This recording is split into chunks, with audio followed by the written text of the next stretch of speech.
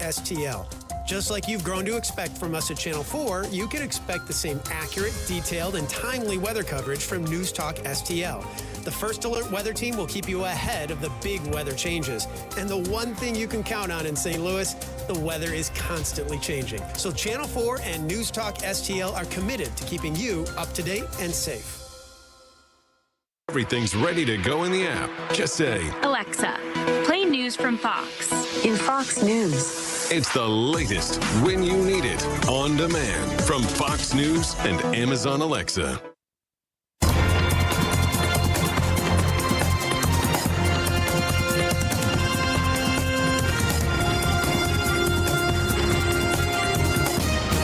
Now, a look at what's happening from the Fox News Rundown.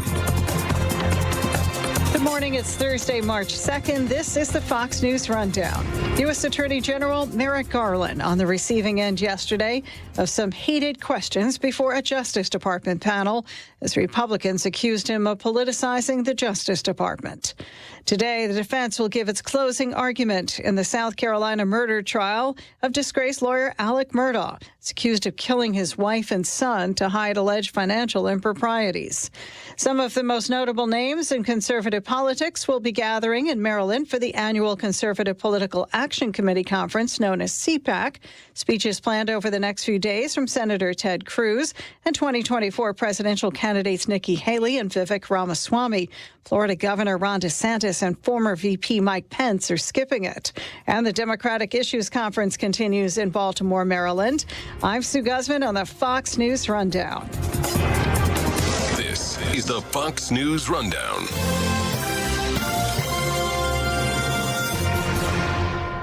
This is News Talk STL at 1019, 94.1 and newstalkstl.com. Conservative talk for St. Louis. It's your patriotic right and duty. The government needs to step up and do its job. This is News Talk STL. It's well-balanced conversation. News, analysis, opinion. If you live in the city of St. Louis, you need a full-time alderman in your ward. Phil Menendez has the actual time to be full-time, putting his laser focus on the needs of the people in New Ward 2. Menendez, retired St. Louis City Police Sergeant, has 23 years experience cutting through the red tape at City Hall. Put his experience to work for you, full-time. Vote for Phil Menendez, New Ward 2, St. Louis City on March 7th. Follow Phil at STLvoters.com. Paid for by Menendez for STL. Mayor Teresa McLean, Treasurer.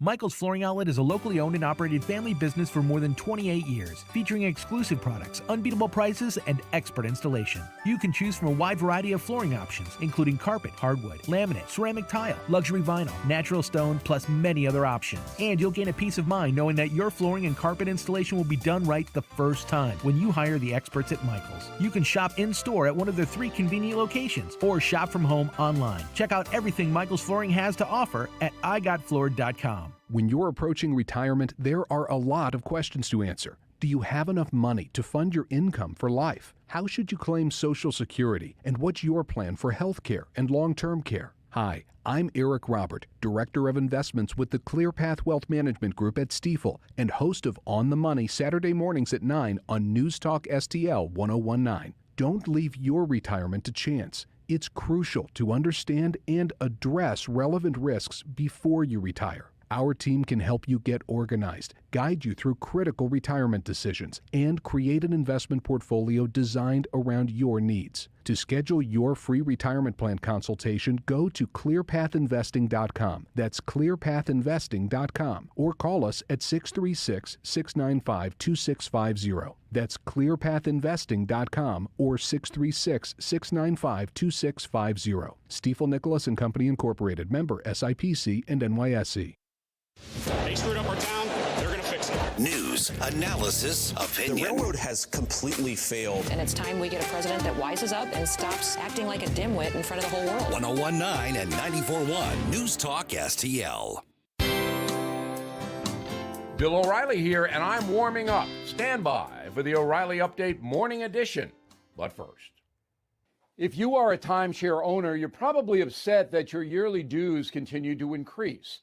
Lone Star Transfer guarantees the release of all liability to your timeshare in writing and done in a specific time frame.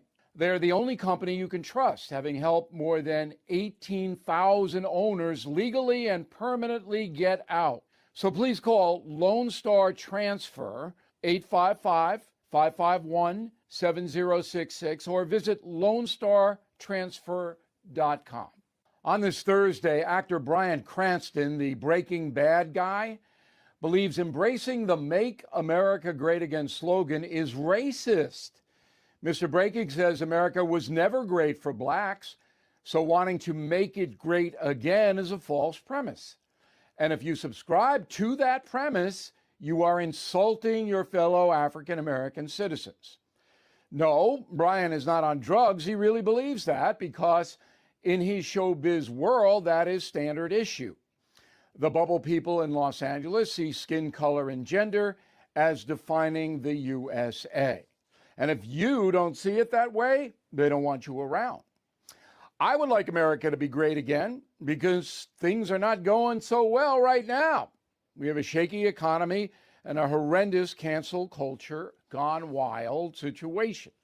Now, great is an overused word, but there are examples of how the United States has excelled all over the place. Here are a few. Defeating Hitler and Tojo in World War II, freeing tens of millions of people by collapsing the Soviet Union, crushing the jihad, accepting hundreds of millions of immigrants and providing opportunities for them to have far better lives than in their countries of birth, having the highest standard of living on the planet.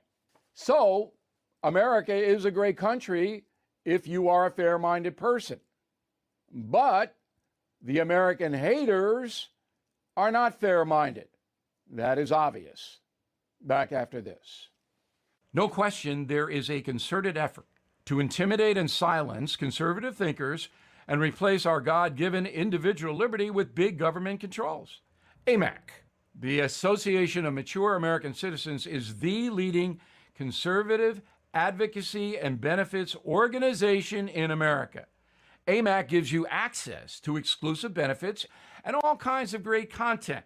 Please stand with AMAC at amac.us. That's amac.us. That is the Morning O'Reilly Update. More analysis later on. From the Michaels Flooring Outlet Weather Center. Cloudy and chilly this morning. Temperatures in the 30s to near 40 degrees. A high today of 55 will be cooler than yesterday's 68. We'll be under cloudy skies. We'll begin to see a few showers late this afternoon into this evening, but heavy rain overnight tonight and into tomorrow. Some areas, especially southeast of St. Louis, will see well in excess of an inch of rain. And then we are looking at the possibility of some very windy conditions, so a wind advisory and a flood watch in effect for tomorrow. Temperatures will be in the 40s, but they'll be falling during the day. I'm KMOB First Alert meteorologist Kent Earhart. When it's important to you, stay informed. It's on News Talk STL. 1 year anniversary of Russia's further invasion. We stand with Ukraine. President Biden warned President Xi. To the people of East Palestine. Norfolk Southern will pay for cleaning up the mess. President Jimmy Carter enters home hospice care. News, analysis, and opinion. It's such a big deal what's happening right now. The economy. Prices are still rising. Violent crimes that unfolded in the city. 101.9 and 94.1 News Talk STL. Like and subscribe to us on Rumble. News Talk STL. Having your first cup of coffee? Mike's on his third. This is Mike Ferguson in the Morning on News Talk STL. CPAC is underway, that annual massive gathering of conservatives setting the stage for the next election cycle in 2024. Is it going to be a dud, or is this going to be an exciting spark for the movement in politics and policy and culture? I don't know. We've got a long way to go next few days to find out what's going to happen with it. Hey, good morning. I'm Mike Ferguson. Appreciate you making News Talk STL part of your morning. We've got a live report coming at around 6:30 from CPAC. Our friend Stephanie Bell is there, and she's going to give us kind of a preview of what's ahead and what the buzz is around the conference itself. So looking forward to that in just about 45 minutes. All right, the big news that's been coming out, well, a lot of big news this week, but the big news that's really come out about COVID is We were right. They were wrong. That's what we are learning over and over and over again. Everything from the immunity aspect of this to the absolute overreach the government did when it came to lockdowns and mandates and all that sort of thing, and how detrimental those were, but also to the actual origin where the virus came from. And what it comes down to is we collectively really got a lot wrong when it came to how we dealt with a respiratory virus. We had a good chat with our friend Dr. Bob Onder, former state senator, as to what we're learning now and, more importantly, what we should have learned already for when this happens again someday. Here's what Bob had to say. We are getting confirmations of, I think, what a lot of us suspected, or at least more support in the agreement regarding whether it's origins of COVID or whatever the case is. That's all fine and good, and I want to get to the bottom of it all as well. Yeah. But I want to know is, as we find out increasingly that, yes, we were lied to, that, yes, the things that we were told we had to do were useless and counterproductive, will we be more willing to say, no, screw you, next time somebody like Sam Page or J.B. Pritzker steps up and says, you have to do this because I'm protecting you from myself? Because obviously J.B. Pritzker is a model of health. You want to look at him for his health. Absolutely. All right, I'm Mike Ferguson. That's Gabe Pfeiffer. That's Estelle Ponticus. We are joined now by Dr. Bob Onder, good friend of the station, as always, former state senator. Bob, good chatting with you. And I wanted to talk to you about this, obviously, because of your medical background as being a medical doctor. When it comes to like the origins, it increasingly looks like we were all right. This escape from a lab in China.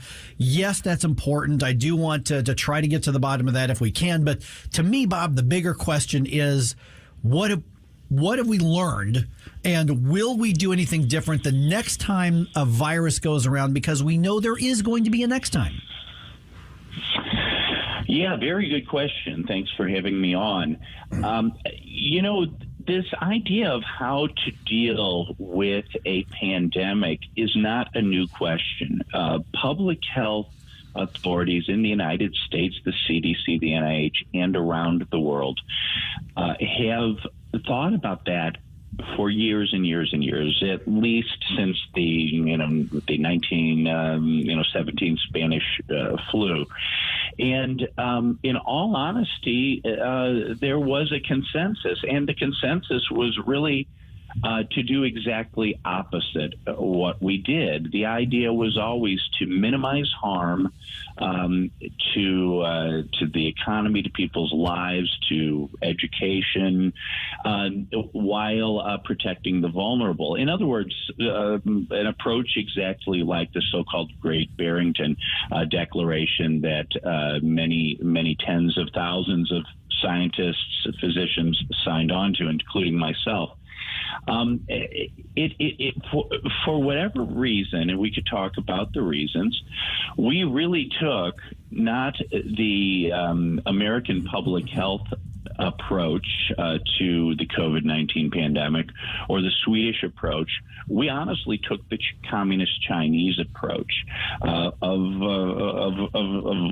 the point of even locking people down into buildings while they starved to death in communist China. But we took a very similar approach. We took a highly transmissible respiratory virus, a lot like influenza or the common cold, and we somehow assumed that if we imposed enough draconian restrictions on people's lives, somehow the virus wouldn't spread around. That proved to be utterly untrue, as well as all the other prescriptions, like making children wear masks and mandating vaccinations.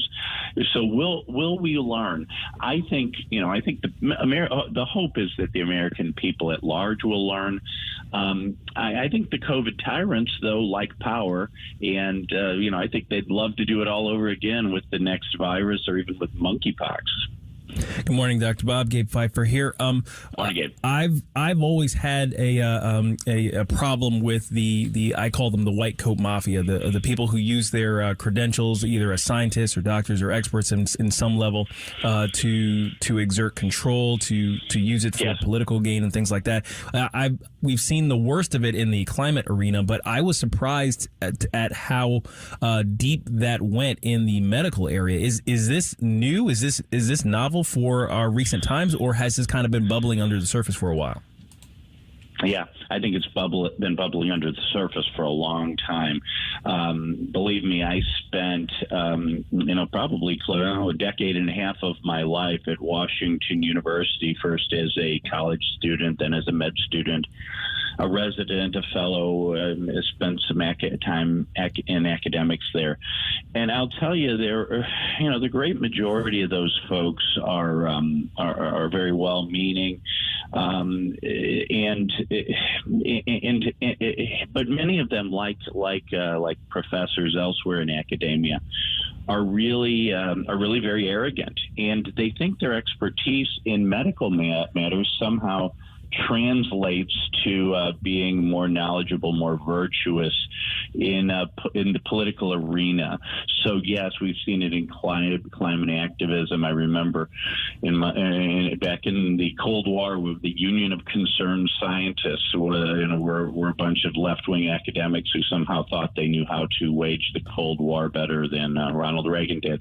But we're seeing it in an enormous way right now in the area of transgender health, so-called.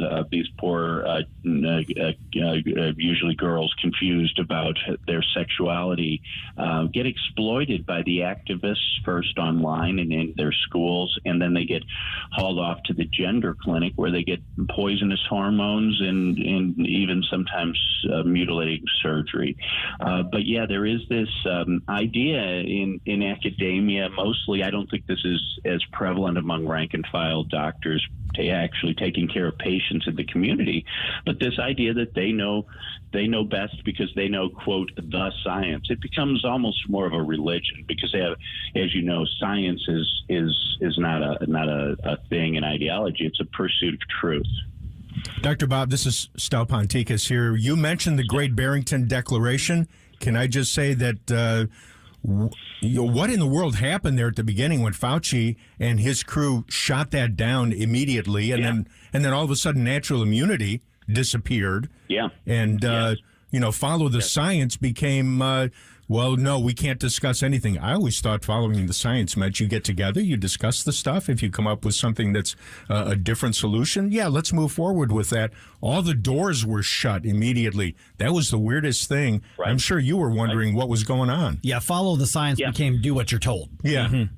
Yeah, well, that's exactly right. So the science is not an ideology or a body of received truth. That's more of a catechism or a dogma. No, it really science is a pursuit of truth, a method to pursue truth, where you make observations, you formulate hypotheses, you use experiments to test the hypotheses, and then you have more information, and you repeat this cycle continuously, endlessly, because there is no the science. There is, as a believer, I believe there is a truth about the religion and the moral order, but there is no the science. We're constantly pursuing it. But that's right. Natural immunity is a good example of this. I'll tell you one general principle that we derive from immunology is that when we have a vaccine, we're trying to replicate natural infection to induce immunity without making the patient sick. I am a board-certified immunologist, allergist, and that's what we're doing with every vaccine. So you give the patient a little bit of tetanus protein without actually giving them the disease, and then they generate immunity to tetanus. Now, if you had what they're doing there is trying to replicate the immunity you would get from a natural tetanus infection, but tetanus infections are devastating, so you don't want to get infected. But yeah, the idea that we shouldn't consider people who survived COVID, recovered to be immune was ridiculous. It's just completely absurd. It's contrary to what we believe about every other virus and every other infection. Fast forward to last week, a very important paper out of the Lancet looking at, I believe it was 38 different studies, concluded that immunity from natural infection was, shocker alert, actually better than getting the mRNA vaccine. But you would have been shut down, thrown off Twitter, Facebook, a year ago for saying that very thing that proved to be true. As a matter of fact, some of our accounts were thrown off because of that and other statements that turned out to be true. We're visiting with Dr. Bob Onder. Bob just got a minute or so left. I think for me, and I'll bring it back around to where we started, is have we learned our lesson both? I mean, you were in the legislature when all this happened, from a public policy perspective, in that lawmakers go, oh, okay, we cannot screw that up like that again. We can't take away people's rights. And or those of us just plebes out here living under government, have we learned that we say, no, we should say absolutely no, we will not comply with this. We're not going to do this. Do you think a side effect of COVID could be growing a backbone? I'm not convinced that's the case, but is that possible? Yeah, I'm not sure. I mean, I believe that the public at large has learned from this, and I believe that most normal people, those who have not been infected by left-wing ideology, I believe exactly that. There's a lot less trust of the so-called experts. I'll tell you, in 2021, when Senator Koenig and I and others were trying to pass our anti-COVID tyranny bill, and then in 22 when we were trying to protect people from getting fired for refusal to get the COVID vaccine, a lot of wagons circled to oppose us. Unfortunately, big business has gone woke, and the Chamber of Commerce and others opposed both of those bills and teamed up with the Democrats to defeat them. So public at large, yes. Our legislators, we have a long way to go. All right, Bob Onder, we hear your commentaries, which is why I heard your commentary yesterday and said we got to chat about that on the show. Where do we connect with you? Give people the website. Yeah, Bob Onder Mo is the website, at Bob Onder Mo on Twitter and Facebook. Hey, Bob, good to talk to you again. Appreciate the insight. Thanks. Great to be on. Thanks for having me. News roundups coming your way in just about 4 minutes, and in-person update on CPAC coming your way right around 6:35 here on 101.9 and 94.1 News Talk STL.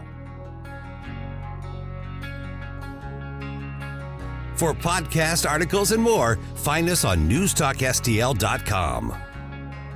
Get up. It's Mike Ferguson in the morning.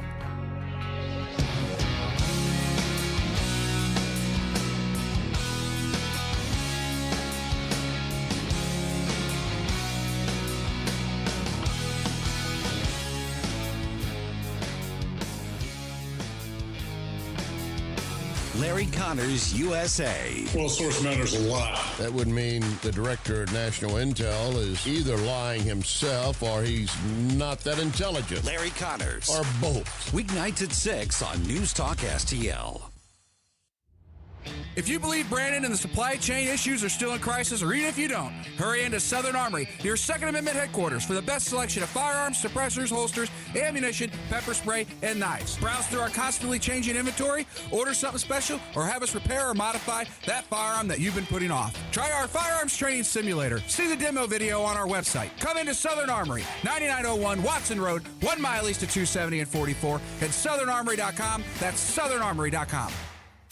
The Vic Borselli Show. Nate Lucas, our sports guy, doesn't talk about sports. How many times do you think Adam Schiff got beat up on the playground when he was a kid? What a beta male. Can you imagine having him as your representative in Congress? First of all, you little beta fish, why don't you do your job? Why don't you worry about your own backyard in California, which is turning into a third world country under your leadership? It is the same play every single time with these jackwagons.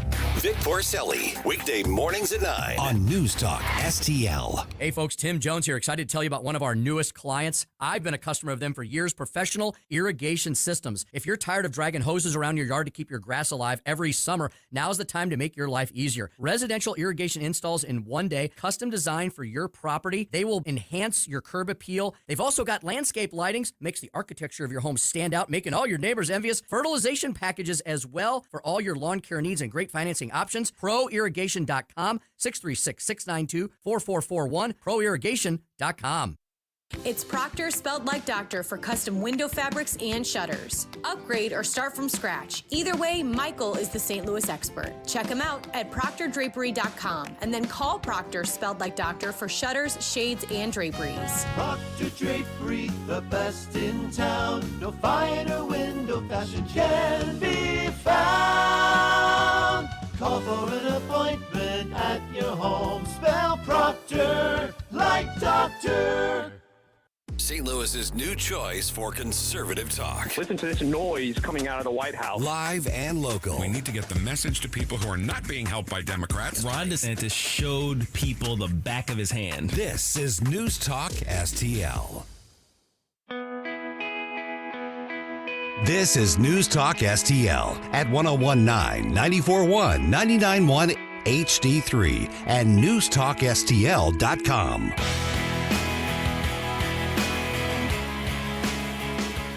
All right, what should the law say about your retirement investments? Man, that sounds like an exciting discussion, doesn't it still? I'm guessing maybe it has something to do with ESG. Just Does a it? little tiny Oh, bit. a tiny just bit. A Okay. little tiny bit. The Biden administration wants to encourage your portfolio managers to go woke with your money. I'll tell you what that's all about a little bit later on. Also, since they don't seem to want to actually address criminals and criminal activity in St. Louis, the mayor and her cohorts want to address the next worst problem. A lack of red light cameras. That's what we need to deal with. Boy, oh boy. Because that's going to help things, right? Not to mention it's illegal. And also, get this, 620, this is amazing to me. An Illinois lawmaker wants to make it a crime for parents to hurt their kids' feelings. I'm actually not kidding about that. That's not just the smart-ass talk show guy. I will read you the synopsis of the bill as it is officially filed in the Illinois legislature. It is 5:51 right now. I'm Mike Ferguson. That's Estelle Pontigas. Just a quick note here. A protest against Kimberly Gardner is planned for noon today. I don't know how small or big this thing's going to be. It's happening outside the municipal court building near Market and Tucker at, like I said, at noon. And keep in mind, a pro-Gardner rally happened downtown earlier this week. According to the videos and the photos, it looked like there were 23, 25-ish people at that, although I am told that the Post-Disgrace reported that 70 people showed up. There's not a shred of visual evidence to back that up. So it looked like the first picture I saw, I counted 19, and I think I said that number before. But I saw another one, and a few other people had kind of filed into the courthouse steps there. So I counted 23. So mid-20s is what showed up. So there's 20-some people who support Kimberly Gardner. The irony to me is that it'll only be a few blocks away from those two incidents that have happened over the last couple of weeks. Right. Janae Edmondson getting hit, and then the shooting on Tucker. Unfortunately, the infamous shooting that's sort of defined to the country what St. Louis is, or what people think St. Louis actually is. So we're actually going to talk to the organizer of that protest right around 7:35. He's going to be on the show. All right. We know that about 100,000 people and many businesses leave Illinois every year. That is an indisputable fact. Illinois is losing population to the tune of about 100,000 a year. We also know why they're leaving. On the Ingram angle last night, Laura Ingram was talking to Florida Governor Ron DeSantis, and he says that people are leaving Democratic-led states like Illinois and like Michigan, and they're going to Florida, and the census information actually backs that up. They're not keeping the streets safe. They're taxing people too much. They're trying to put indoctrination in the schools. In Florida, we stand on the opposite side of all those issues. And the good thing about a federalist system with 50 states, people can vote with their feet, and they voted for the free state of Florida. And the same thing's happening in California as well, although that pipeline seems to be going to Florida and to Texas as well. So people are voting with their feet, and that's one of the reasons that, we need to kind of support our free marketeers and conservatives in Illinois and say, don't give up hope. Somebody's got to fight for the state, and somebody's got to be there, to keep the lights on when everybody else leaves. Although I have a feeling the free marketeers and the business owners and the people who are actually contributing to their communities are the ones who are leaving, and frankly, I can't blame them either on that. Why do I get the feeling they only want the lights to stay on in Chicago? Yeah, precisely. Make everybody else pay for it. Yeah. Oh, geez. Okay, so CPAC's first full day happens today. So among the speakers, now this is not an exhaustive list, but among the speakers and the panelists, at least kind of the highlights that you're going to see if you decide to watch it on, whatever conservative channel or C-SPAN. Congressman Jim Jordan, Senator Marsha Blackburn, Senator John Kennedy are the main ones this morning, although John Kennedy I think is around noon. Senator Ted Cruz, Virginia Lieutenant Governor Winsome Sears, Mike Pompeo, Senator Eric Schmidt is scheduled to speak at 5:20 tonight, and then right after him, Candace Owens, because I know there's a lot of fans of Candace Owens out there. That's the highlight of the lineup there. And at 6:35, we're actually going to have a report from CPAC. I'm really curious as to what the vibe kind of is with with CPAC this year. Kind of still smarting from that election results in 2022, and also the look ahead to 2024, and frankly, some of the questions as to who and what the conservative movement actually is right now. I think it'd be it's interesting from a mental exercise perspective still, but at the same time, CPAC has really grown into having a very important role in the movement itself. I'm guessing maybe Donald Trump is scheduled Saturday evening. He's the wondering. final speaker. Okay. Yeah, like the whole conference, like final keynote speaker. All right. Yep. So that's your Thursday, Friday, Sunday, maybe it's Sunday. So it's a 4-day event. So he's the final speaker for the whole thing. Yep. So he gets all the spotlights on that. All right. Interesting detail about Cori Bush's new husband. And I really wasn't looking for this. This just kind of popped up in my feed. He's been a paid personal security guard for her for years, according to her office. This is what they say. They say that he's been one of her personal security guards since before she was elected to Congress. He got paid for that work while they were a couple, which again is kind of an issue. And this is according to her office. And it turns out that he's not actually licensed to do that job either in St. Louis City, in St. Louis County, or in Washington, D.C., but he's been paid thousands of dollars to basically travel with his girlfriend, the now wife. That would seem to be a slight red flag right there. You would think. And yes, I am actually laughing about the silliness of that one. I've got my opinions on whether or not you should be licensed to try to, walk around and stop somebody from hurting anybody. But the fact of the matter is, it's essentially money laundering that she was doing with her then boyfriend and now husband. Well, that's the way it goes. If you're a Cori Bush donor, you probably actually don't even care about that. Mm-hmm. All right, Blues are on the road in San Jose tonight. They've got the NHL's late game. This one starts at 9:30. If you are a night owl, that one's going to be on ESPN+. Cardinals actually did not play yesterday. I read the schedule wrong. They played the Astros today. That is a noon game. The audio will be streaming on MLB Network if you're subscribed to that, although you'd be better off listening to Dan Bongino or Larry Connors, to be really honest. Yes, you're exactly right. Report cards are a good way to show how well your kids are doing in class and where they might need improvement. We at the Show Me Institute believe schools should get grades too, so parents can see how their child's school compares to others. That's why we came up with the Missouri School Rankings Project. Click on the website moschoolrankings.org and it's all there. Rankings and letter grades for all the schools in Missouri. The rankings are based on categories such as student performance in English language arts and math, ACT scores, and graduation rates. Then we take the rankings and come up with a grade point average, just like your child has. Each school and district has a grade, and the website is easy to use. And now we've added spending data for every district so parents, taxpayers, and policymakers can see where the money is going. Don't you want to know how your child's school stacks up? Learn more at showmeinstitute.org. The Show Me Minute has been brought to you by Show Me Institute and Show Me Opportunity. Packages start at $29.99 a month with signed agreement. Restrictions apply. Speak to a representative for complete offer details. See Vivint.com for license details. Terms and conditions apply. Homeowners, if you're looking for the best in home security and smart home technology at a price you can actually afford, we have great news. Now you can get Vivint's award-winning home security systems starting at about $1 a day. U.S. News and World Report has recognized Vivint as the best professionally installed home security system of 2022. And right now, you can get Vivint's home security technology for about $1 a day. Plus, get free professional installation from a licensed technician. Protect your home and loved ones for as low as $1 a day. Call right now for your free home security consultation. 800-561-3405. 800-561-3405. 800-561-3405. That's 800-561-3405. KLGY HD3 Clayton, K270BW Bellefonte, KNBS Bowling Green. This is News Talk STL at 1019, 94.1, and always streaming at newstalkstl.com. News this hour from townhall.com. I'm Rich Thomason.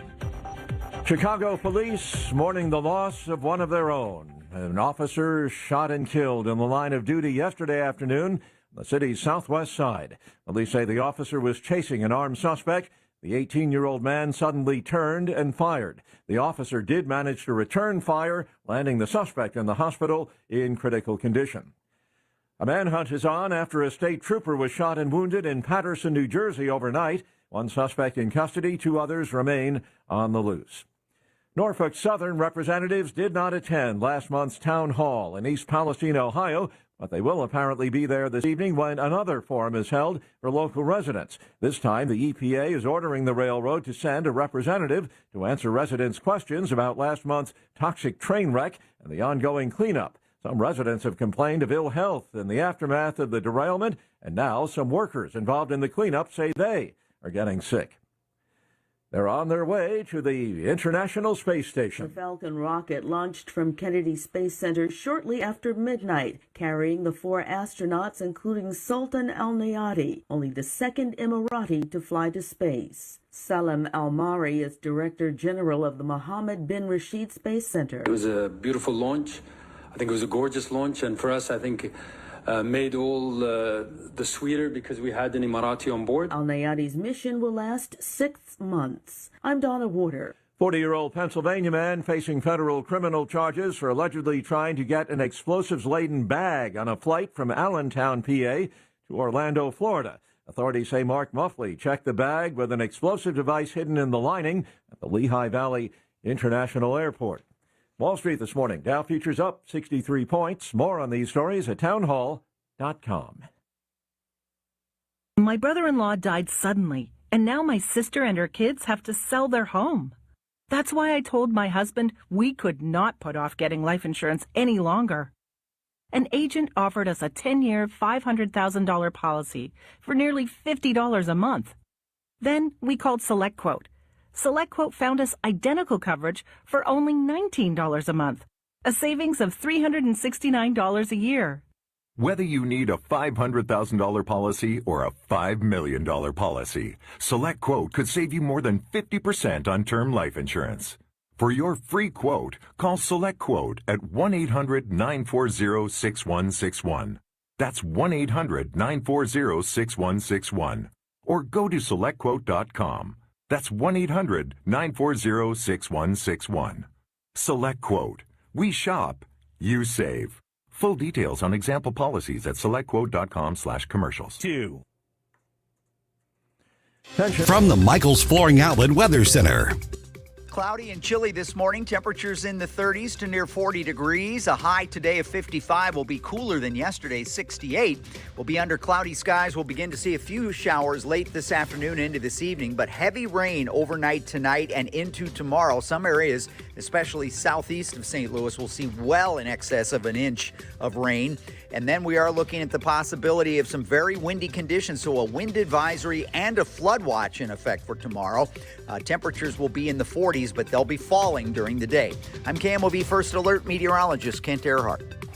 This hour of News Talk STL is brought to you by Rodney and Jen Wallner and the entire Wallner home selling team at Berkshire Hathaway. Call them today at 314-810-SOLD. 314-810-SOLD.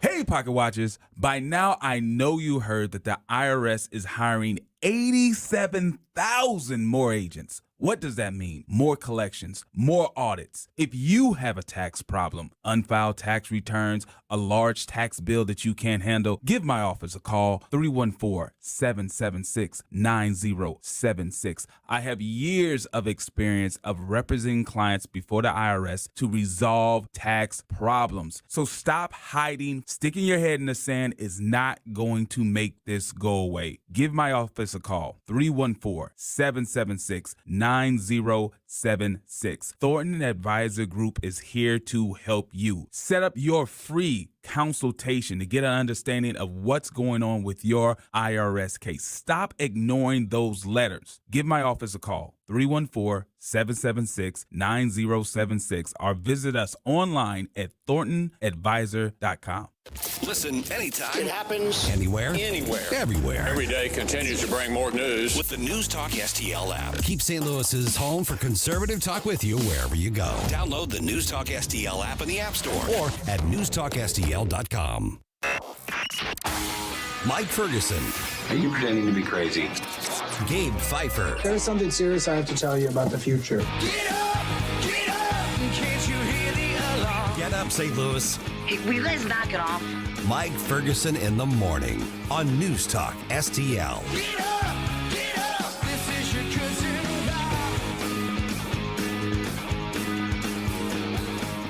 Okay, I'm just going to kind of warn you guys here. A lot of policy stuff today, kind of wonky stuff a little bit, but it's really important. It really affects our lives.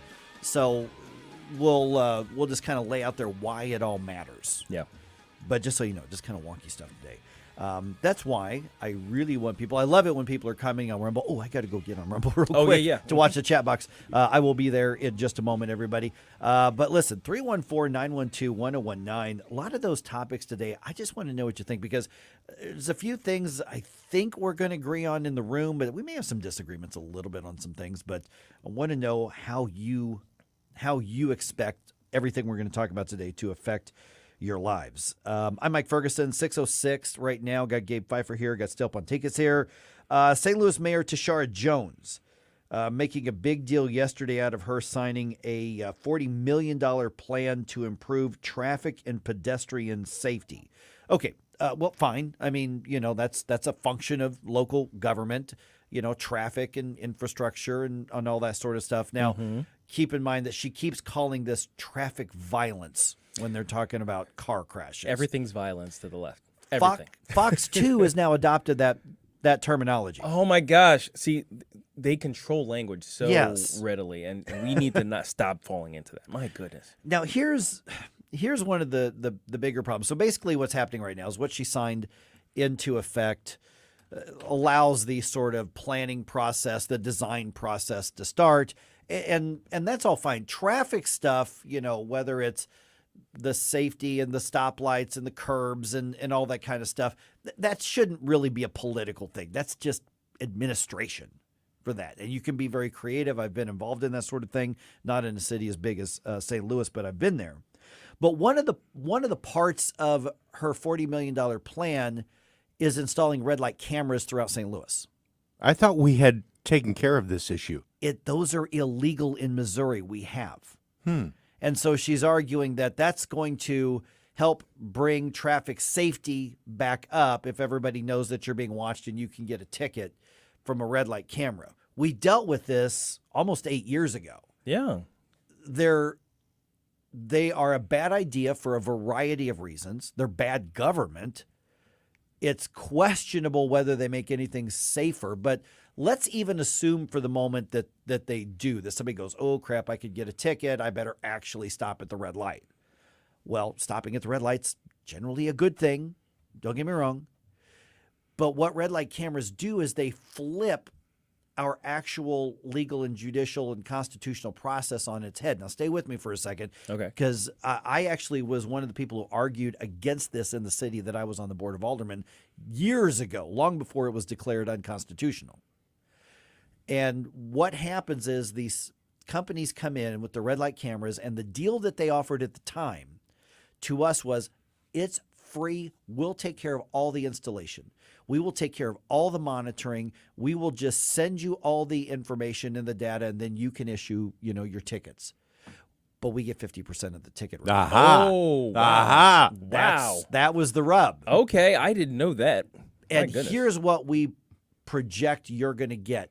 Basically, they go to city halls and they say, free money. Oh, sure, yeah. Oh, and we're going to make your city so much safer. And you don't have to spend police resources writing tickets for something simple like, rolling through a red light stop. So you can put their resources somewhere else.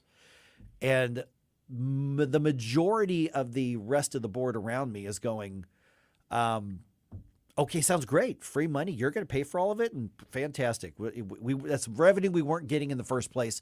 We'll happy to send you your cut. And I'm reading the proposed ordinance, and I said, wait a minute. I said, according to this, we essentially have to assume the owner of the car is guilty, and then they have to prove that they are not guilty, for somebody was borrowing their car or whatever, because you don't get a clear look at people's faces and all that kind of stuff. Right. And they said, well, yeah, that's just what you have to do to make these work. And I said, but we are in a system that assumes you are innocent until proven guilty. And their argument was, well, it's just traffic stops. Don't worry about it. Don't worry. Oh, No. That's the problem with the red light cameras. We know that your car and your license plate went through a red light, but it assumes somebody's guilt without having to prove their guilt. And even though it's just a little traffic offense, that's a little tiny chip in the constitutional armor that we should be on guard about. And that's one of the reasons that it was declared unconstitutional, although it was also considered an invasion of privacy as well. So what you have here is big government types saying, okay, let's do big government things, but not address the actual problem. Right. Yeah, and the problem being, the lawlessness that's kind of, expanding into the way we conduct ourselves on the roads. Now, I'm just curious, kind of going to play a little bit of a devil's advocate. If we had cameras that were capable of identifying faces, if we could say, okay, here's a picture of you, Jim, running this red light in your car, or let's say in Jane's car. Sure. If we had that capability, would red light cameras be okay? Would it fall within the realm of good law enforcement? If they actually did their own investigation and at that point had to basically go through, maybe not a warrant process for something like that, but go issue the citation in person. Because what's happening now, well, what did happen now, most places have gotten rid of red light cameras. But what happens under the current system that's available is we send you the information and they just go, okay, send them a ticket.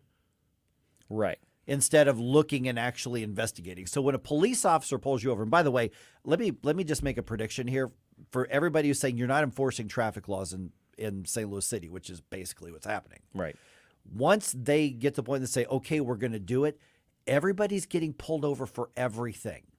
So get ready for that irritation. And then there's going to be a pushback. And then the argument's going to be, what the heck, man? You said we weren't enforcing them. So we're enforcing them and you got a ticket. Now you're mad. There's going to be that pendulum is going to swing until we figure out the right thing to do, assuming we ever get the right thing done in St. Louis City. But I think it's actually going to probably be punitive. City Hall's going to say, all right, cops, go out there and pull everybody over. You're doing 22 and a 20. Get them. Oh, boy. Now, I have a feeling St. Louis police have more common sense than that. You did a California stop. Well, you may or may not get a ticket. So stuff that gets ignored right now, that could actually be a thing, and that's where they want the discussion to go. But when a police officer pulls you over, they observed some sort of infraction. They observed rule breaking or law breaking right there. That's the investigation. I saw it. I'm signing my name on it. I'm giving you a ticket. You've got your day in court if you want to contest it. Right. But what happens with these tickets, and by the way, they are not things that go on points on your license. That's how they got around this. It's like, well, it's just a fine. Okay. Because if you get a red light ticket, it doesn't go on your license and it doesn't get reported to your insurance. Right. And so, as opposed to a standard traffic stop. Right. Citation. Right. Right. Okay. A moving violation. Moving violation. So right. they're treated like two different things. So, but it shows you that what's happening with City Hall is, once again, we're going to make a big presentation about a big dollar amount and look at what we're doing and use a stupid made-up term like traffic violence for car crashes while not dealing with the real problems at hand. Yes, lax traffic enforcement is one of the problems, but who's driving the cars? We've seen time and time again people who, frankly, should have been dealt with for other things. Yeah, this very much seems like a Band-Aid operation going on right now, and what's worse is they're using Band-Aids that we've said are illegal. Yeah, right, and they are. I mean, you have to deal with the problems the right way. You still have to be constrained by the Constitution and by good government. And they say, well, bad guys don't constrain themselves. Yeah, I know, but we have to be better than them. That's why we go after them, because we are better than them. Yes. And so I am just as concerned with, restraining government from being bad government in the entire process. So watch for the red light cameras. I think what you're going to see in local media still is, this isn't a big deal. It's just a traffic ticket. If it's going to make things safer, then let's do it. Why are you complaining about it, kind of thing? But it is a big deal because of the doors that it opens to. We have too much of a surveillance state already, and I don't have a problem even necessarily with cameras being out there for police to look around and spot problems like, hey, car 32, go here, there's a problem. That you could do that sort of thing, even though it's a little bit creepy. Constitutionally and legally, you could do that, even though I don't like that we're there. But when it comes to, we're just going to issue citations and fines and everything that goes with it without us even having our hands on it, well, there's a reason that's been declared unconstitutional in the state. Seems as though it delves into that area of civil liberties. Would that be true? Oh, and yeah, if it does, then where does the ACLU come down in this? Yeah, I don't remember where they were 8 or 9 years ago. I don't remember what side they were on, but it seems as though this would be something that they would be interested in. Yeah, I don't know. I don't know. The ACLU's become basically a partisan hack organization. Yes, they have. Whereas they used to be an independent, and they used to be a mixed bag, and they got some things right and some things wrong. They rarely get things right now, but when they do, it tends to be on privacy. Privacy issues. We actually had the guy from the ACLU on here, about 3 months ago, 2-3 months ago, talking about privacy and targeted surveillance of people. And so the ACLU occasionally gets one right, but it's just in that niche area, as opposed to where they used to get free speech right and privacy right all the time, and they don't do that anymore. So they've just become a leftist hack organization, unfortunately. On the other hand, I was hoping the city would add more bicycle lanes, because they've already screwed up enough streets in the city. Adding bicycle lanes, why not do some more and goof up even more streets? Streets that were a joy to drive down, like Grand and Kings Highway, etc., that have been totally ruined with bicycle lanes. Okay, I wish you hadn't said that out loud, because they're probably going to try to do that. They're probably going to be like, oh, bicycle lanes, yes, let's do that. That's a great idea. You guys are just anti-bicycle. And the funny thing is, I rarely see anyone driving, listen to me, biking in the bicycle lanes. I do see people driving in the bicycle lanes. Yeah, I was going to say, that's why they don't bike. Yeah. Because the cars are in there. Oh, man. All right, just ahead here. An Illinois state lawmaker wants to make it a crime for you to hurt your kids' feelings. Oh, gosh. Come on. I'm going to read the actual official description of the bill that is filed in Springfield in the Illinois legislature. Like for real. Yeah, I'm not kidding. Oh I'm my actually not gosh. kidding. Oh, my God. This one's amazing. I'll tell you about it around 6:20 right here on 101.9 and 94.1 News Talk STL.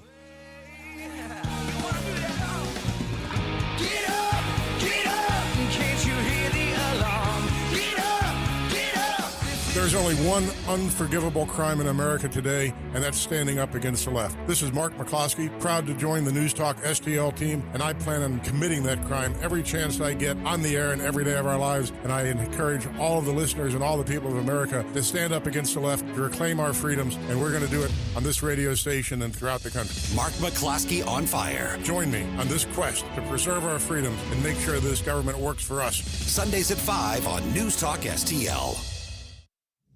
Tim Jones and Chris Arps in the afternoon. To help us articulate the metrics by which we will then measure our success in real time. Sometimes I'll start a sentence and I don't even know where it's going. So I find it along the way.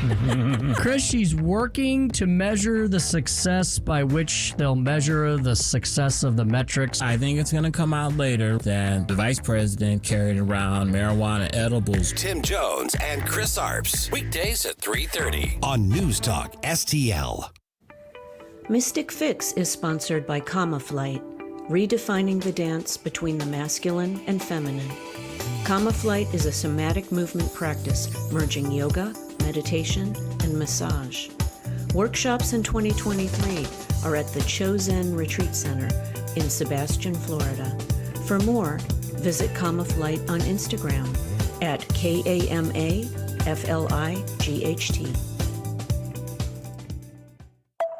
Now, the Onder Prescription with Dr. Bob Onder. I'm Dr. Bob Onder. Remember how anyone who suggested that COVID-19 originated in the Chinese Wuhan Institute of Virology was labeled a conspiracy theorist and a racist?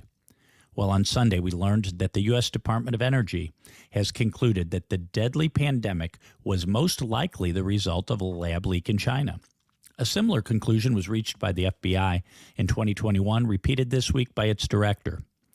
And last fall, Andrew Huff, a former scientist at EcoHealth Alliance, confirmed that COVID was indeed due to a lab leak.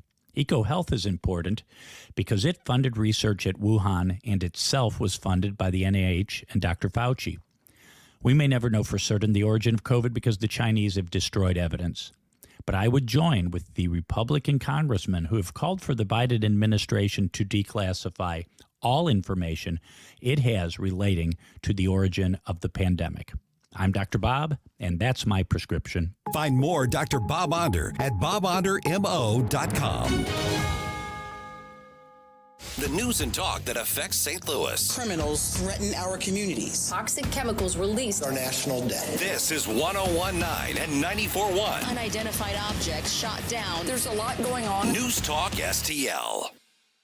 This hour of Mike Ferguson in the Morning is brought to you by Stifel. Request a portfolio review from your Stifel financial advisor at stifel.com. That's STIFEL.com.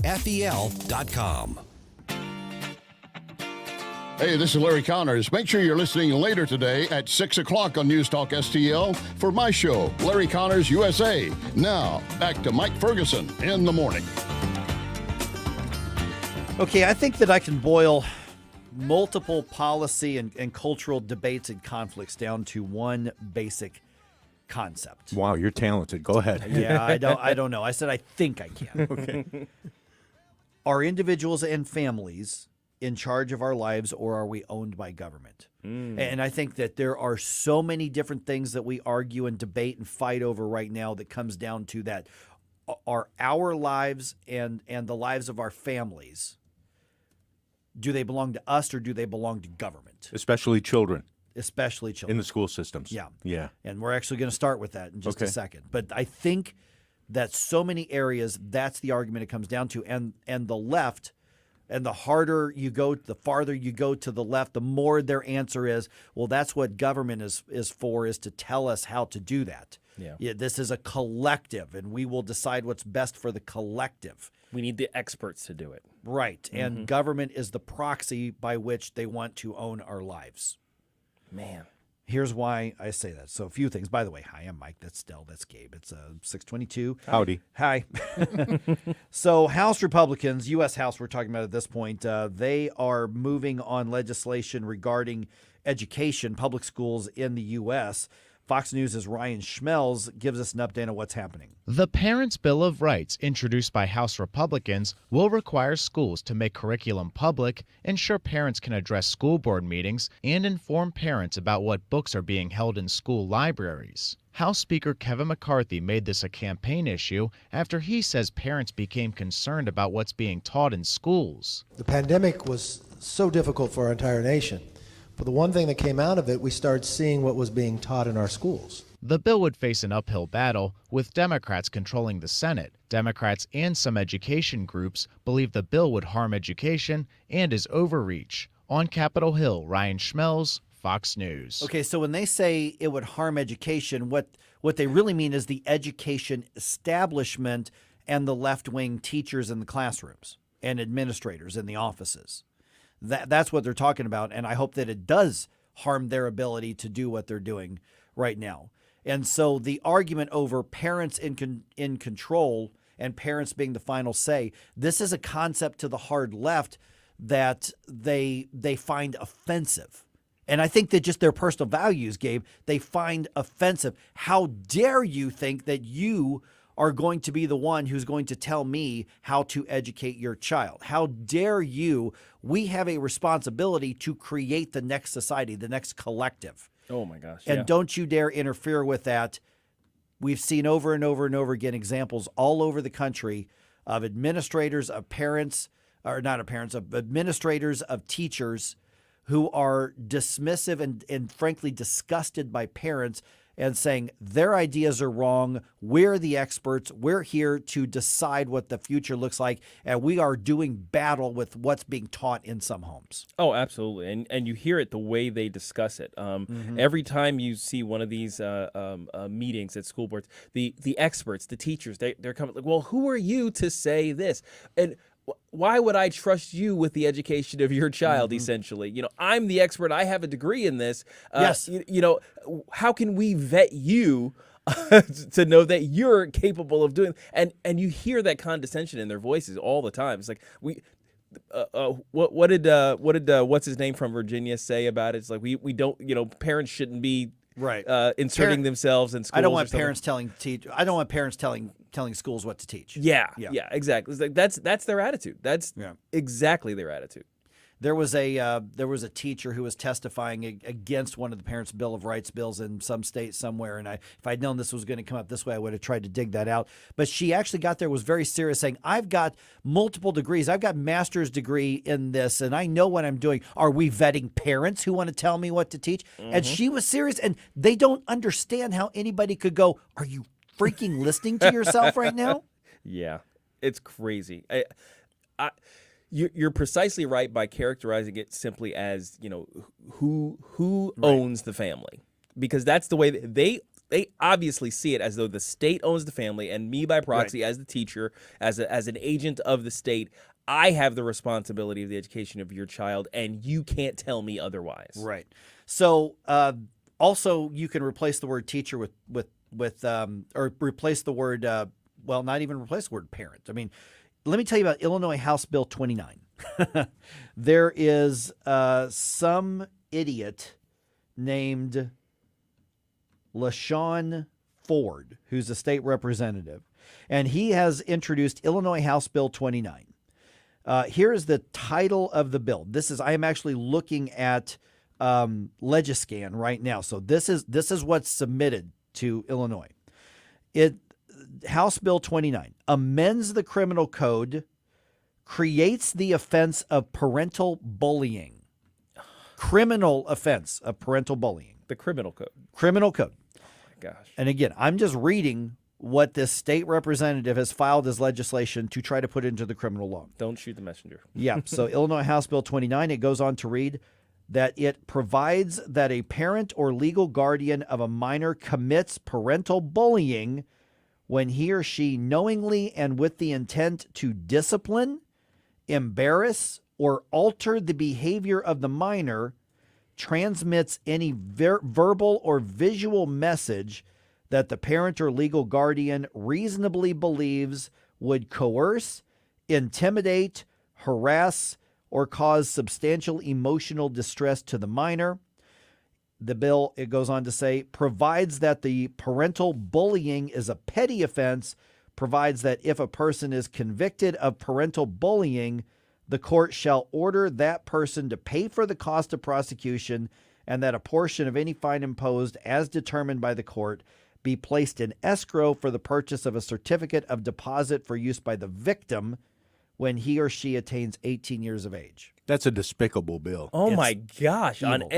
on every level. Let me tell you something. You better believe that I intimidated and that I coerced and that I caused emotional distress to my children to alter their behavior. You better believe I did that for a long time. That's called parenting. That's called discipline and parenting. Oh Yes. my gosh. Like how would you adjust the behavior of a child as a parent? That's why I said earlier that literally this guy is trying to make it a crime in Illinois to hurt your child's feelings by being a parent. If you never hurt your kids' feelings or cause them distress, you're not parenting, you freaking idiot. Yeah. I mean, how many stupid choices have you prevented your child from making? How many stupid mistakes, how many destructive actions have you prevented your child from making by hurting their feelings in the short term?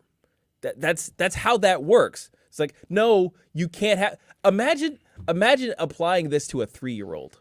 Yeah. You know what I mean? It's like you hurt their feelings by not cutting the crust off of their your cheese sandwich, right? Yeah. It's like, and or they ask for the crust to be cut off their cheese sandwich, and they're mad that you did it. It's like that's an offense based on that law. That makes no sense whatsoever. And you won't make me eat this broccoli. No. And you won't make me eat these peas. Yeah. Eating right hurts my feelings. Yeah. Being asked to come home at a reasonable hour hurts my feelings. Being grounded because you got in trouble at school, or you're hanging out with the wrong kids, or you lied to your parents. I mean, basic parenting is what this is. Guess what? Sometimes parenting is coercion. I would say that's all of parenting. Some of it is harassment. Some of it is putting your kid in a state of distress. But it's discipline. It's discipline. It's also toughening them up for the real world. Yep. Yeah, I mean, that's the whole point of parenting, is that you're trying to guide them in the path of behavior, understanding, and decision making that will lead to the greatest success in their adult life. And you do so through small infringements, small harassments, small coercions in the short term in a loving and stable environment, before they get thrown out into the world and the world crushes their dreams. Let me also go back to where this started. This is the mindset that says that government owns the child and you're just part of the collective. We will decide the terms by which that child is reared. It's the Marxist. Absolutely, rule. That's Marxist. I mean, we can laugh at this. By the way, I could only find him as the only sponsor, so even the liberals in Illinois are like, dude. Isn't that going anywhere? But the fact of the matter is that an elected official truly feels that this is, and I do think this is consistent with what we see in the debates over school curriculum and pornography in the junior high libraries, and the hatred for parents who stand up for their children and for their own rights. This is the natural result. So it's laughed out of the room right now, but will it be laughed out of the room in 4 years? Well, consider that this person figured there's no electoral consequence for even bringing it up. No, not in his district. No, not in the least bit. And if you do bring it up, you're a domestic terrorist. Right. Boy. Well, potential. Okay. That's so much You're better. flagged. Yes, You're flagged. You're flagged. Yeah. All right, CPAC, first full day underway in Washington, D.C. We've actually got a report we're going to be joined by Stephanie Bell, who is one of the talk show co-hosts here in Missouri as well. She is there, and she's going to give us an update on what the vibe is and what's happening just about 6:35 on 101.9 and 94.1 News Talk STL. Follow us on Rumble at News Talk STL. Get up. It's Mike Ferguson in the morning.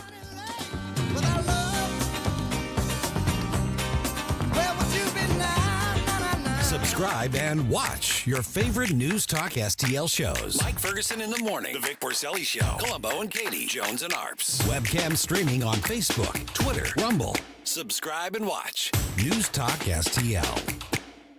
From the Michaels Flooring Outlet Weather Center. Cloudy and chilly this morning. Temperatures in the 30s to near 40 degrees. A high today of 55 will be cooler than yesterday's 68. We'll be under cloudy skies. We'll begin to see a few showers late this afternoon into this evening, but heavy rain overnight tonight and into tomorrow. Some areas, especially southeast of St. Louis, will see well in excess of an inch of rain. And then we are looking at the possibility of some very windy conditions, so a wind advisory and a flood watch in effect for tomorrow. Temperatures will be in the 40s, but they'll be falling during the day. I'm KMOV First Alert meteorologist Kent Earhart. We've been here 30 years, 30 Christmases in this house, and we have the traditions that most families have. That's Terry talking about her experience with Rhino Shield ceramic coating. We did Rhino Shield 14 years ago, and the house still looks the same as the first day. Rhino Shield really worked with me to help me get just the right nice soft yellow, and it's 14 years later, and it's the same color. The main reason Terry called Rhino Shield is because it's backed by its 25-year transferable warranty. It just sounded wonderful that we could have the house coated with Rhino Shield and not have to worry about it again for 25 years. Take it from Terry. Give Rhino Shield a call now for a free evaluation. 877-25-RHINO. 877-25-RHINO. Or visit 877-25rhino.com. There have been neighbors that have come by and said, "Did you just have your house painted?" Because they wanted to know who the contractor was. And I said, "No, it's actually Rhino Shield." 877-25rhino.com. The Republican Party, City of St. Louis, stands in solidarity with Attorney General Andrew Bailey in his decision to lead the process to remove Circuit Attorney Kim Gardner from office. As we and Republican candidates for alderman have highlighted, she has pandered to perpetrators over providing justice for victims. Her incompetence has devastated our police force morale. Kim Gardner must go. The future of our city is at stake. Read our full statement at stlouisrepublicans.com. Paid for by St. Louis City Republican PAC. Curtis Farber, Treasurer. Columbo and Katie. It's a star-studded affair on Thursday with Missouri Secretary of State Jay Ashcroft, Christian Day Talk at the White House, America's favorite liberal Keith Antone, and JT from Pocket Watching with JT, all in one big show. Weekdays at 2 on News Talk STL. Hey, it's Joe Pags. Catch me tonight at 7 o'clock. But right now, back to more of Mike Ferguson in the morning on News Talk STL.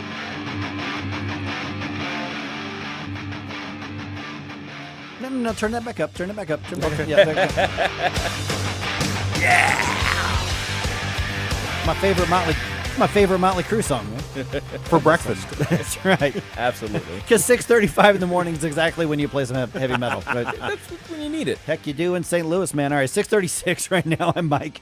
Got Gabe Pfeiffer over here. Estelle Ponticus over here. First full day of CPAC underway in Washington, D.C. They had a little bit. Corey DeAngelis spoke last night, but today's the first full day. Some really big names among the highlights of the speakers, and we're joined now by Stephanie Bell. Now, Stephanie is a co-host of a morning show in Columbia and Jeff City, and Stephanie, I'm assuming you're there doing some reporting for 93.9 The Eagle and KWOS, so good to chat with you again. It's been a little bit since my days in mid-Missouri, and so good to chat with you again. Thanks for giving us an update here.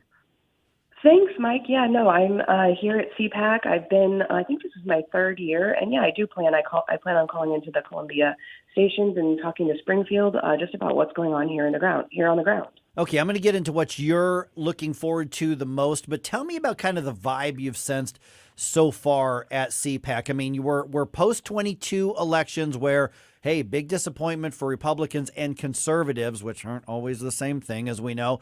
And then looking ahead to 2024, probably a lot of different perspectives on it. So, I mean, as you're kind of mingling around, what's the sort of vibe and outlook that you're picking up on? I mean, CPAC has always been a place of huge Trump support, and so I did manage to go to several of the panels yesterday. It's still early. People are flooding in, but a very positive vibe. I think people are really fired up.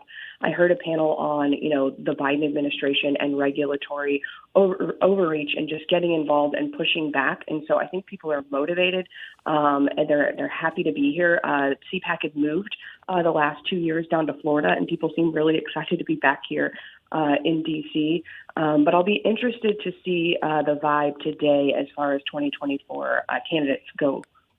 Good morning, Stephanie. Gabe Pfeiffer here. One of our concerns generally about some of the rising young forces in the conservative movement is that they're more anti-left than they are conservative. What kind of feeling are you getting from the young people? Are they steeped in actual conservatism, or is it very much sort of a trolley anti-left thing going on? No, I do think they are committed to conservative principles. I think, they're facing the same pressures we are as adults with inflation, and the economy. And I think that impact is really starting to, they're really starting to understand that. So I do think they're committed to conservative principles. I saw a ton of young people on the ground here yesterday. But I think, that's part of our job as older or millennial, I'm not going to call myself an older conservative, is to make sure they're getting to functions where they can, learn more about conservative principles, and that we can impress upon them the importance of not just, trolling the left, but actually knowing, being principled. Yeah, and a lot of people don't realize, people see, Stephanie, what's on C-SPAN or Newsmax or one of the other conservative streaming channels or cable channels as well. But you mentioned some of the workshops. There's a lot of hands-on, sort of training and how-to type of stuff that happens in between those big speeches, right? Yeah, there really is. And, there's a big exhibit hall that you can find out, no matter what, kind of conservative you are, what interests you have, you can meet people from all over the country who have very specific interests and find out ways to get involved in those other organizations. But yeah, yesterday was all about training, mainly focused on young people. And one of the panels, like I said, that I enjoyed the most was about, the regulatory just about overreach. And so it was very detailed about, here's what we need to do, here's where you go, here's how you file a comment. And I think that's helpful for folks who, maybe haven't done that before. We are visiting with Stephanie Bell, who is at CPAC in Washington, D.C. right now. Obviously, the three announced presidential candidates on the Republican side are scheduled to speak in some capacity there. There's also a couple of possible presidential candidates, but there's also a couple of big names who aren't there as well. What's the buzz about who's going to be there and who's not going to be there when it comes to the presidential race? I think we're still trying to see who's actually going to show up and who's not, and who's going to stick around. And so I'm waiting to kind of see how that all fleshes out. I'm disappointed, obviously, that DeSantis is not going to be here. But, I don't know that he necessarily needs to be here. And so there's a lot of conversation about, I think, the future of CPAC. What does CPAC look like going forward? Can you be a DeSantis and skip it? And I think for a lot of people who've come to CPAC every year, and it's kind of the, eminent conference, will it be that going forward? So I think that question's on the table. And yeah, it's exciting to be here from Missouri. We've got some Missouri people on the agenda. I know Jason Smith is speaking today, as is Eric Schmidt. So I'm excited to see them speak this afternoon. Are there any new exciting ideas or new exciting people that are kind of bubbling up within CPAC that we might want to keep an eye on? Well, I'm really looking forward to seeing Vivek Ramaswamy. He actually spent some time in Jefferson City 2 years ago. He came in and spoke for the Federalist Society. So he was there at the state capitol. We actually saw him and talked to him last year at CPAC, and he is speaking. I think he's a really smart guy, so I want to hear what he has to say. And I think another thing that has been talked about the last several years is criminal justice reform from the conservative perspective. And with everything going on in St. Louis, with the rising crime numbers, I want to hear how conservatives, are putting that puzzle together and how we bring down crime, but also, I do have some criminal justice reform ideas that I think that are good, right? And I don't think Republicans are ready to abandon that whole movement, but it's gotta fit together with how we bring down crime. You're going to end up taking a bunch of books home, aren't you? Of course I am. Of course I am. And swag. There's always great swag here, so I'm gonna go scope it out later. It's one of the things at any of the conferences that you go to. It's like, okay, don't pack your suitcase full on the way there because it's going to be packed on the way back out there. So let me follow up on something, Stephanie, you were just mentioning. When you look at who's there, and I mean like overall who's there, is there sort of a youth movement that's on display at CPAC, or is this more of the standard, think tanky, policy wonk, attorney sort of things that's a more established, I think is a nicer way to say old people, but the more established part of the conservative movement, or are we seeing, any sort of, commingling of the generations? Honestly, I think it's a good mix, and I would say that about CPAC going back several years. It is very establishment. I will say the agenda is very pro-Trump, Trump conservative heavy. But, I think they do a good job of bringing in young people and trying to get folks of the Gen Z generation excited. And are you dealing with any like protesters or disruptors yet, or is there any concern about that? I mean, I suspect there'll be something. I believe there will be something. I haven't seen anybody. Last night, I did not see any protesters. I saw some really great outfits. I'm going to try to get some really good pictures. But I did not see any protesters. But I think every year I've been at CPAC, I've seen, a handful. So I suspect we'll see something today. All right. Now, who are you looking forward to seeing and hearing from the most today? Today, Senator John Kennedy speaks, and when he has the mic, he's hilarious. I think he's principled. I saw him last year speak at CPAC. It was wonderful. So he is at the top of my list for today. And then, of course, Senator Schmidt and Congressman Smith. Yeah, we refer to John Kennedy around here, Stephanie, as a national treasure. Oh, yes. 100%.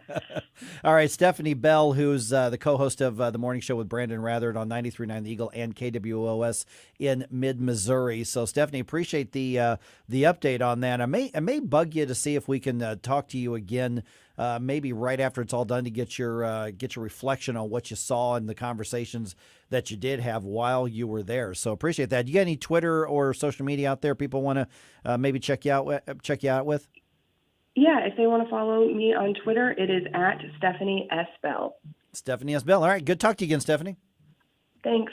All right, the number here is 314-912-1019. CPAC is always an interesting sort of barometer of what's happening in the conservative movement. It wasn't that long ago. There were, a few years back, they really had some they really kind of went in kind of a trolley fringy direction. And so they've sort of, corrected. There were people boycotting and walking out. And so I think it sounds like they've kind of put a lot of that together. But I think it's interesting that she says this is very specifically Trump heavy on this. Well, and that may be the reason that a couple others, DeSantis, Pence, and some others saying, you know what, we'll catch it next year in the election year and go there. So if that's kind of the vibe, I think that does make it interesting to see how they're putting it together, whether you're a Trump person or not a Trump person. I think that's interesting. I didn't really expect that.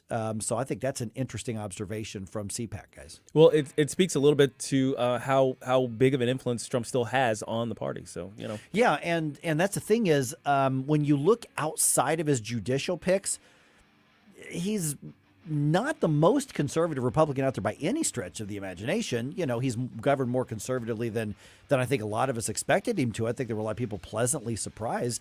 But when it comes to actual conservatism, there are other candidates who are more conservative on this. So he's kind of maybe redefining the term conservative to be something that, by definition, we haven't always thought of it as conservative. So I don't know. It's an interesting thing. 314-912-1019. Oh, let's see here. What we got just ahead here. Because there's a lot going on, like the wonky stuff like that. You know what? Let's just use two words here. Cory Bush. Oh, boy. This is going to be what's happening? Something. Okay. I will tell you at 6:51, my friend. Right here on 101.9 94.1 News Talk STL. For podcast articles and more, find us on newstalkstl.com. Get up. It's Mike Ferguson in the morning. Free speech is alive and well in America. Sometimes it's hard to know what's real and what isn't. Right here. The country is heading in the wrong direction under this president. We're suffering shortages. America's running out of everything. News Talk STL. News, analysis, opinion. Hey folks, Tim Jones here for Hanson's Tree Service, available 24/7 at hansonstree.com. Chad Hanson offering a 10% winter discount for everyone in News Talk STL Nation for all tree care services performed from now until March 31st, 2023. Just mention that when you're giving them a call. That includes all removals, trim and pruning, deadwood removal, stump grinding, everything for the exterior of your home, all your landscaping around that homestead or small business. Great chance to save money and time before winter storms really roll in. 636-379-1830, 24/7 at hansonstree.com. Stories of New Americans. Hi, this is Ron Clutho. Join me this weekend for Stories of New Americans, where you'll hear fascinating and inspirational personal stories of people from all over the globe who now call St. Louis home. We'll take a look at the U.S. through newcomers' eyes and get insight into world history and culture, and maybe just learn a little bit more about ourselves. Stories of New Americans with Ron Clutho. Saturday nights at 10 on News Talk STL. Even in these uncertain times, Missouri lawyers are here to help. If your income has been impacted by the current global crisis, or if you qualify as a low-income household, you can have your legal questions answered for free at missouri.freelegalanswers.org. You can ask up to 5 questions, and they'll be answered by a lawyer licensed in Missouri at no cost to you. Missouri lawyers want you to know you are not alone. Get free answers to your legal questions at missouri.freelegalanswers.org. Brought to you by the Missouri Bar. St. Louis's new choice for conservative talk. Our country is being attacked. Live and local. The fact that there are lines. Not received any updates on whether or not there was an uptick in the sale of Doritos. This is News Talk STL. This hour of Mike Ferguson in the Morning is brought to you by Stifel. Request a portfolio review from your Stifel financial advisor at stifel.com. That's STIFEL.com.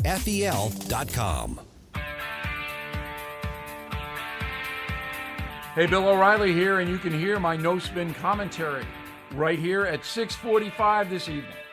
Now it's back to Mike Ferguson in the morning on 101.9 and 94.1 News Talk STL. You need another reason to roll your eyes whenever you hear the name Cori Bush? I have enough reasons, but yeah, we can add to the pile. Let's go. I've got one more for you here.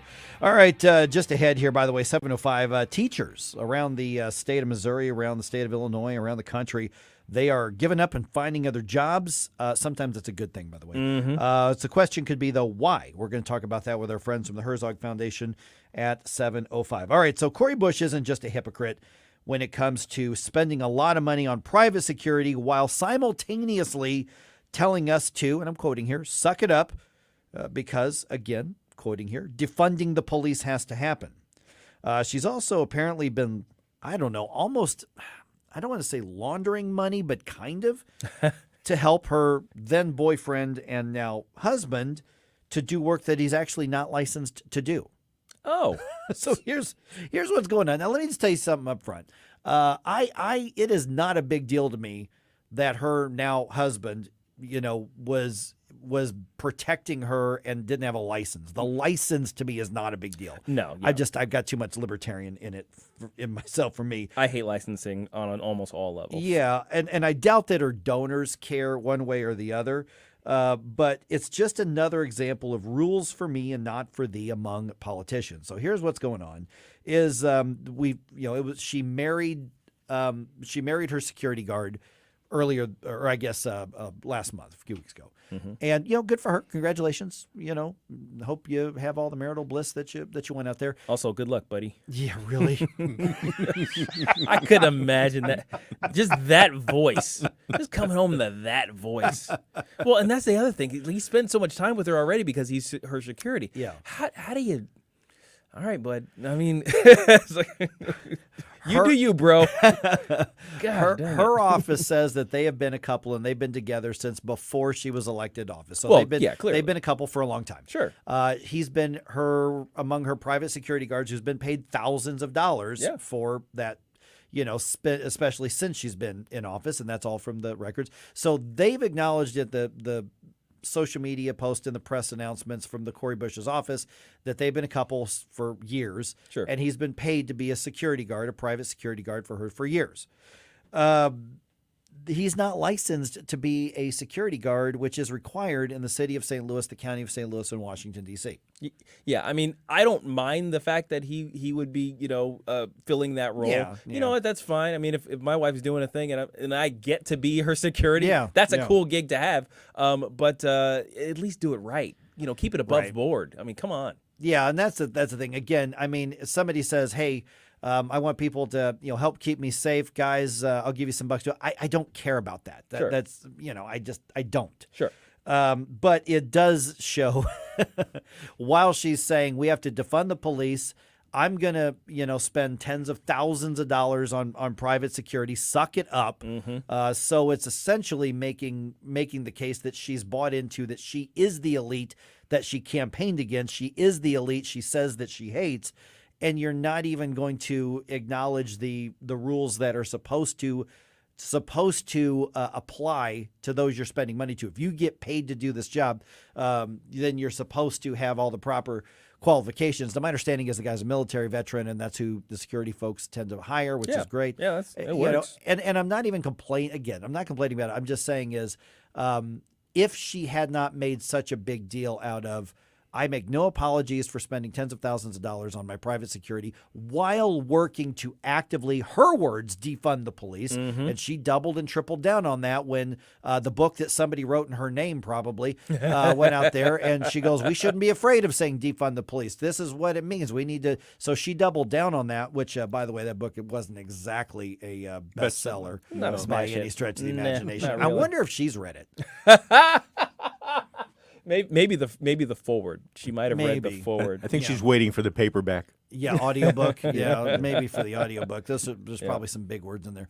But it's just the whole hypocrisy that rules, because she wants to impose rules on everybody else.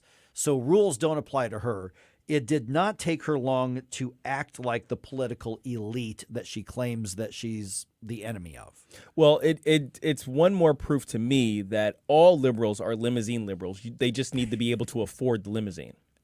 That's the only difference between a limousine liberal and a non-limousine liberal is who can actually afford the limousine. Okay, you want to hear something really funny along those lines? I'm driving on Big Bend yesterday, heading back to my house.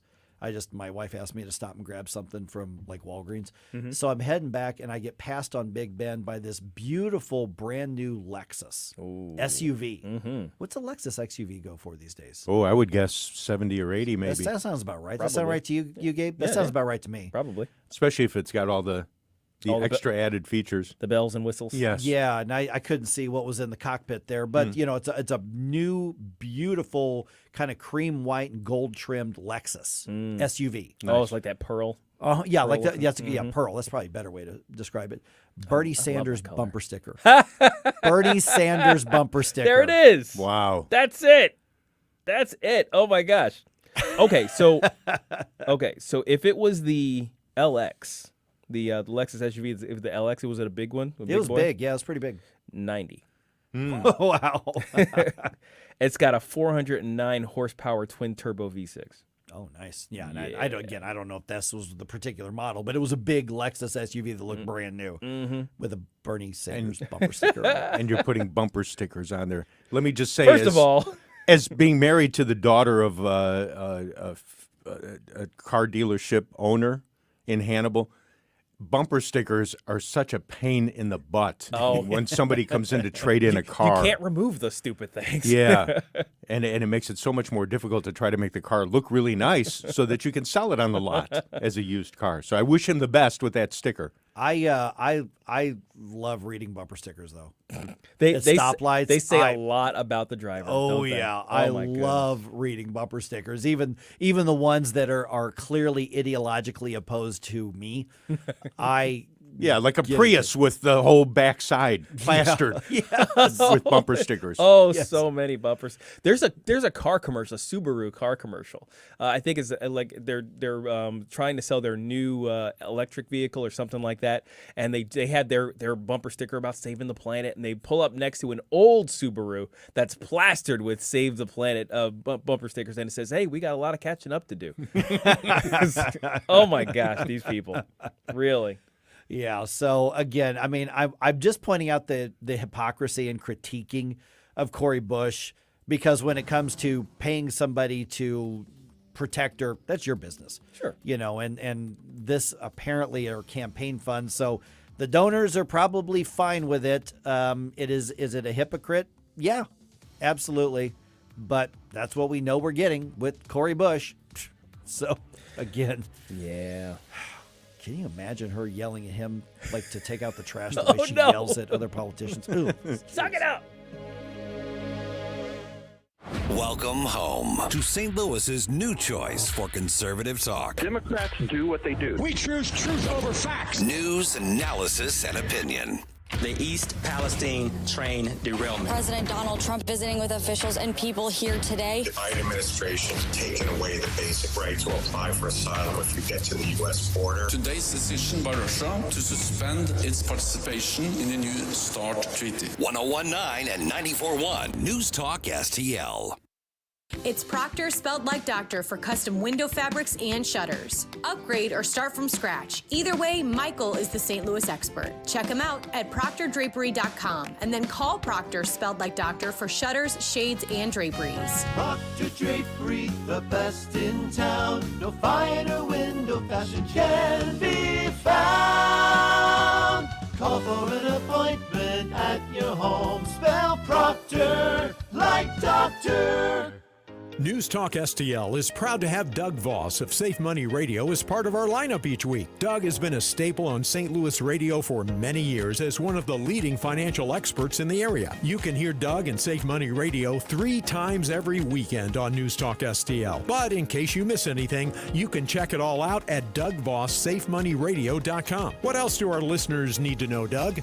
Simply put, I focus on helping pre-retirees and retirees build, preserve, and protect retirement assets, and I've been helping my clients solve their insurance and financial needs for the past 33 years. I also strive to educate my clients on how to prepare for retirement, minimize the impact of market volatility on their assets, and deal with the challenges of increased longevity. Call me today at 844-676-SAFE. That's 844-676-7233. Doug Voss is a registered representative. Securities offered through DHL Securities LLLP, member FINRA and SIPC. KLGY HD3 Clayton, K270BW Bellefonte, KNBS Bowling Green. This is News Talk STL at 1019, 94.1, and always streaming at newstalkstl.com. News this hour from townhall.com. I'm Rich Thomason. It began with a call of an armed man chasing a woman. It ended with the fatal shooting of a Chicago police officer. It happened yesterday afternoon as the officer was chasing the 18-year-old suspect, who all of a sudden turned around and opened fire. The officer, a 5-year veteran of the Chicago PD, shot the suspect, who is now hospitalized in critical condition. Emergency crews hard at work in the mountains east of Los Angeles. That's where residents have been trapped in their homes by up to 7 feet of snow. That is our number one priority, is to get our residents the food, the medicine, and access that they need. San Bernardino County Board of Supervisors Chair Dawn Rose seeking to reassure residents that you are not forgotten. We hear you, we know you are concerned, and we know that this is changing with the additional snow that fell last night. So please know that we are working 24/7. Rose speaking with ABC 7 Los Angeles. And there is a weather heads up this morning for parts of the south. Forecasters warning of the possibility of more severe storms today, and that would include the possibility of tornadoes, damaging hail, and flooding rains from Texas all the way into the southeast. Republican Senator Ted Cruz blasting President Biden's nominee to head up the Federal Aviation Administration. In hearings before the Senate Commerce Committee, Senator Cruz said the Biden nominee, Phil Washington, lacks the experience to serve as FAA administrator. He described the White House as treating the position as a patronage job and, quote, playing politics with the flying public safety. Citing the need for what he says should be decades of aviation experience, Senator Cruz says of Washington, this, quite simply, is a position he is not qualified for. Bob Agnew, Capitol Hill. Stock futures mixed on Wall Street right now. The Dow futures are up 61 points. The NASDAQ futures are down 76 points. More on these stories at townhall.com. If your family depends on your income and something happened to you, what would happen to them? You need life insurance, and SelectQuote can help you get it at a price you can afford. SelectQuote found Jacob, 40, who's in excellent health, a 10-year, $500,000 policy for only $19 a month. Not in perfect health? Don't worry. SelectQuote found Tanya, 40, who has type 2 diabetes, a 10-year, $500,000 policy for only $32 a month. We shop companies like Protective, Prudential, American General, and others to find you the company with the best rates. Give your family the security they need at a price you can afford. For your free quote, call 1-800-880-7474. That's 1-800-880-7474. Or go to SelectQuote.com. That's 1-800-880-7474. SelectQuote. We shop, you save. Get full details on the example policies at selectquote.com/commercials. Your premium could vary depending on your health, issuing company, and other factors. Not available in all states. Commercials. The Greek. From the Michael's Flooring Outlet Weather Center. Cloudy and chilly this morning. Temperatures in the 30s to near 40 degrees. A high today of 55 will be cooler than yesterday's 68. We'll be under cloudy skies. We'll begin to see a few showers late this afternoon into this evening, but heavy rain overnight tonight and into tomorrow. Some areas, especially southeast of St. Louis, will see well in excess of an inch of rain. And then we are looking at the possibility of some very windy conditions, so a wind advisory and a flood watch in effect for tomorrow. Temperatures will be in the 40s, but they'll be falling during the day. I'm KMOV First Alert meteorologist Kent Earhart. This hour of News Talk STL is brought to you by Stifel, serving investors for over 130 years. Contact your Stifel financial advisor at stifel.com. That's STIFEL.com. The Herzog Foundation is the vision of its founder, Stanley Herzog, and it exists to promote and accelerate the development of quality Christ-centered K-12 education. Hi, this is Daryl Jones, president of the Herzog Foundation. Our primary goal is to advance Christian education so that families and culture flourish. The legacy of Stan's business career centers around making national transit ecosystems accessible and sustainable. Likewise, the legacy of Stan's philanthropy centers around making the ecosystems of Christian education more accessible and sustainable for families across the nation. Visit HerzogFoundation.com to learn more about our programs, including trainings, scholarships, conferences, news, and our podcast, Making the Leap. Visit HerzogFoundation.com to learn more and sign up for The Lion, an initiative of the Herzog Foundation that carries articles covering a wide range of issues facing American families and culture. HerzogFoundation.com. This is what's happening. This is a threat that's very, very serious. News, analysis, opinion. China is reshaping the world behind the scenes, and we better do something about it. 1019 and 94.1. You're hearing something new every hour. News Talk STL. This hour of Mike Ferguson in the Morning brought to you by Window World. Simply the best for less. 314-993-1800 or visit windowworld.com. Mike Ferguson. You play ball like a girl! Gabe Pfeiffer. I triple dog dare you! Get up! Get up! Can't you hear the alarm? Get up, St. Louis. So it's time to get out of bed. Pour yourself the greatest cup of Kofifi the world has ever seen. Rise up with one voice. Drain the swamp and take back our country. Today's the day we're going to do it, and it's time to do it right now, believe me. Mike Ferguson in the Morning on News Talk STL. Get up! Get up! This is your cousin. All right, where are all the teachers going, and why are they giving up on teaching? Okay, not all of them. And I'm still going to argue that in some cases that's not a bad thing. So All right, we're going to have the conversation here in about 30 seconds. Don't forget, Newstalk STL On Demand. You want to hear a show again, or for some reason you are busy doing something else, like, I don't know, making a living or something with one of our shows, and you want to hear what Vic Porcelli had to say, or Columbo and Katie had to say, or Tim and Chris had to say, just subscribe to the Newstalk STL podcast, and you can hear it on your way home or whenever it is you want to listen to that. So newstalkstl.com has more information, or just whatever podcast platform you're on. Just look up Newstalk STL and you're going to find it.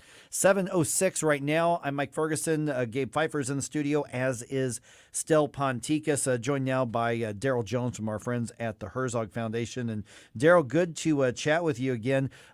Interesting set of information. And you and Elizabeth sent this over to me, but I've seen reports on it really for the last number of years. Hundreds or maybe even thousands of teachers at the classroom level saying, I'm done, I'm moving on to something else. What do we know about that? I think it's big enough to call it a trend at this point.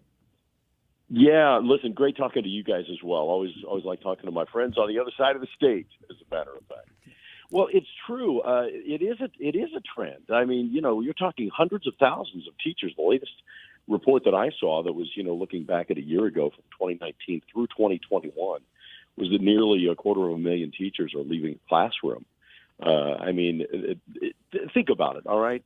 Think about the responsibility of public school classroom teachers. You have all of the responsibility, but you really have no authority. And what's happening is they're just saying, I'm done. And many of them, I've talked to teachers that have started Christian schools and are saying, I'm just looking for a different environment. I was talking to one former administrator who said, I've reached a point where my faith and my occupation are now colliding, and I'm going to hold with my faith and with my values. And she moved completely out of, walked away from, the pension, walked away from all of the benefits, and moved into Christian schools so that she could sleep at nights and feel like she was really doing what she had been called to do. Good morning, Daryl. Gabe here. I've heard a lot of this. I have a lot of friends who are either directly or tangentially associated with education. My pastor's wife, actually, she left teaching specifically because of all of the consternation she's had to deal with, between her faith and what's been going on in the schools, and the fact that she can't give the kids what they really need in the school context. So she's now working through a ministry that does after school care for kids and actually teaches them stuff. So that seems to be the theme that I've heard. Now, I don't know if that's my circle or not, but is it primarily that's motivating this teacher exodus, or are there teachers who are leaving because of some of the backlash and the pressures by guys like Ron DeSantis who are pushing back against him, and they say, well, if I can't teach my gender ideology in schools, then I'm getting out of here. Is any of that happening, or is it mostly just the Christians or the right-leaning teachers who are just abandoning the profession? Right. And again, I'm like you, Gabe. It could be the circles that I'm running in, but what I'm hearing is it's the conservatives that are feeling not necessarily pushed out, but certainly not tolerated for their positions, and being placed in situations where this is the corporate line and this is what we tout. Another issue that I hear is just again, bigger reflection, in culture in general, but just a lack of law and order. What's happening in the classroom is unruly. But there's no discipline behind it to correct it, and in the sense that the teachers have all of the responsibility but no authority. Yeah, I think it's interesting you mentioned the one person you were describing, Daryl, who with her faith and her job colliding, and I want to couple that with you're saying they don't have any authority. I mean, we've seen libs of TikTok and Clown World and all these showing some of these just extremist left-wing teachers, which I think does accurately reflect the overall K-12 public education system. And part of me says, but we really want the good, faith-based, conservative Christian teachers in this setting. But if they get in there and are told you must accept the gender ideology, you must profess it in the classroom, these are people that should be leaving. But the problem is, they're going and they're leaving students behind who aren't going to be given a better perspective. So how do we more effectively get both that teacher and more students into a better, healthier setting for their education? Well, that's the $1 million question for sure. How do you keep good teachers in a system that is broken and dare say intolerant of religious views, of conservative views? How do you stay? How long do you stay in that kind of an environment with with the pressures that are coming on you? I think one real answer, and again, it comes from my background in pastoring. I think the church needs to rise up. When you look at where Sunday school started, it was not meant for the disciples in the church. Sunday school started, frankly, in England, where the church was looking at the neighborhood around it and saying, these kids can't read or write, and this is not acceptable. We're going to open our doors, and before we have worship services, we're going to bring the neighbor kids in, and we're going to teach them to read and write. And, the church has kind of lost that mission. I know we're creeping into another line and into another topic, but I think for conservatives to rise up and say, okay, if we can't work in this system, we have to do something. And how can we rise up? And I think that's where you're seeing this just major expansion and run towards Christian schools. And one of the functions of the Herzog Foundation is to help small groups of people and churches and communities launch new Christian schools. When you go to sign up at a Christian school, but they're full and there's no room for my kids, the Herzog Foundation wants to help you. Let's launch a Christian school. And, one-room schoolhouses are popping up all over the country. And, the test scores are incredible.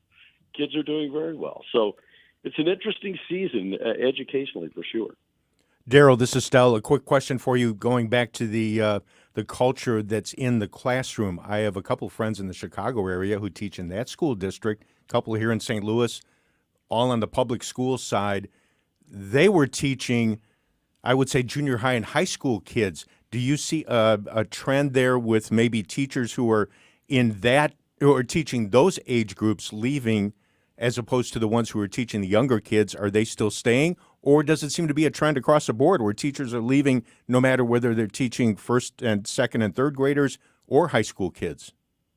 Well, as curriculums are moving earlier and earlier into the foundational fabric of educating children in sexual issues, it's becoming a trend across the board. There was a time where, sex education was, 5th grade, 6th grade, middle school.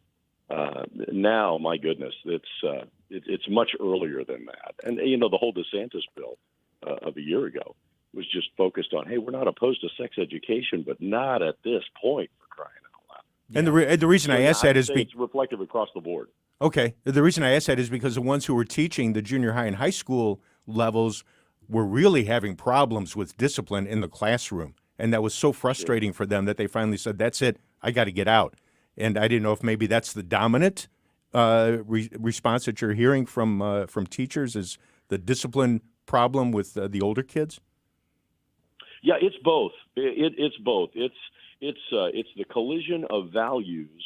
It's also, the lack of discipline, which again is a microcosm of larger culture in general. Mm-hmm.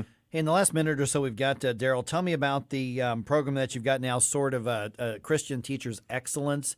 You're actually looking, I guess, I don't want to say award or reward or entice, but you're actually putting a focus on some of the teachers. What is that all about and what's involved? We really are. We're very excited about it. We rolled it out a year ago. It's the Christian Education Excellence in Education Awards Gala in the nation's capital. The Museum of the Bible has been a wonderful host for us, and they host it for us. But we recognize innovative teachers. We're not looking for Christian teachers that have been there forever. That's wonderful. Thank God for that. But we're looking at who are the teachers that every parent hopes their kid gets that teacher this year, and why is that? And we want to recognize excellence in the classroom because it's worth recognizing, but also to spark among other Christian teachers, hey, this is the kind of stuff that's making the difference in the lives of children. And so, yeah, go to herzogfoundation.com and you can find ways that you can nominate your favorite teacher. Who's the teacher that's making a difference with your children, your grandchildren? And, teachers can be nominated as many times. And that's how we start the ball rolling to identify, a dozen excellent, innovative teachers across the country. And we'll recognize them this fall in the nation's capital. All right. So the bottom line is that teachers who happen to be Christian teachers of faith, when you get burned out, maybe don't leave the profession, just go to the right setting. That's exactly right. That's well said, Mike. All right, Daryl Jones from the Herzog Foundation, and you just said herzogfoundation.com. Daryl, good to chat with you. I'm subscribed to the newsletter that you've got offered. I hope other people do, and they can find it right there on the website. So, Daryl, good chat with you again. Thanks, guys. Good talking to you. All right, 314-912-1019. Got some thoughts on that. We've got time for it. Also, just ahead, your retirement funds, your 401k, your IRA, your simple IRA, your 403b. It hurts looking at them, but go ahead. Yeah, right now it certainly does. But spot. The Biden administration wants to make those political. Of course they do. Yeah. Because everything's political. Yeah. So I'm going to tell you what's going on with that because, yes, there's the right, left, conservative, liberal thing, but this actually has to do with whether or not you're going to be able to save the amount of money that you can for your retirement and get into those retirement years when you want to do it. This is how insidious some of this woke left stuff is, and I'll tell you why it affects you right around 721 here on 1019 and 94.1 News Talk STL. We give you news, analysis, opinion, and more. Only on News Talk STL.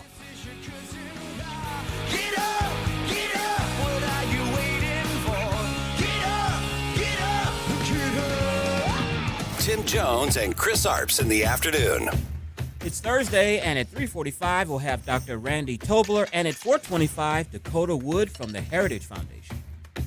Tim Jones and Chris Arps. Weekdays at 3:30 on News Talk STL. Mike Ferguson here. Retirement should be a time you can relax. No more stress from work. But there's one thing you can't forget about when retiring. That's your money. Do you have enough saved to fund your income for life and keep up with inflation? How will you claim your Social Security benefits? And what about long-term care? The ClearPath Wealth Management Group at Stifel is here to help answer all of these questions. You can hear their latest views on the markets and investing during On the Money, hosted by Stifel financial advisors Bob Stockdale and Eric Robert, every Saturday morning at 9, right here on News Talk STL. They can help you get organized, guide you through critical retirement decisions, and create an investment portfolio designed around your needs. To schedule your free retirement plan consultation, go to clearpathinvesting.com. That's clearpathinvesting.com, or call 636-695-2650,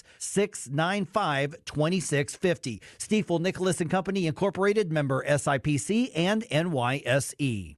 Columbo and Katie. How are we living in a world right now that every single thing feels like it's staged? Every single conversation, every single debate. Because a lot of it is. Every single argument. It's the Instagramming of America. If you know how Instagram works, it's basically, this is the nice life simulator of reality, where you're supposed to take the very best pictures of your very best hair day. Tony Columbo, Katie Fitzpatrick. Weekdays at 2 on News Talk STL. Hi, I'm Dr. Alan Link, owner of the Dental Link.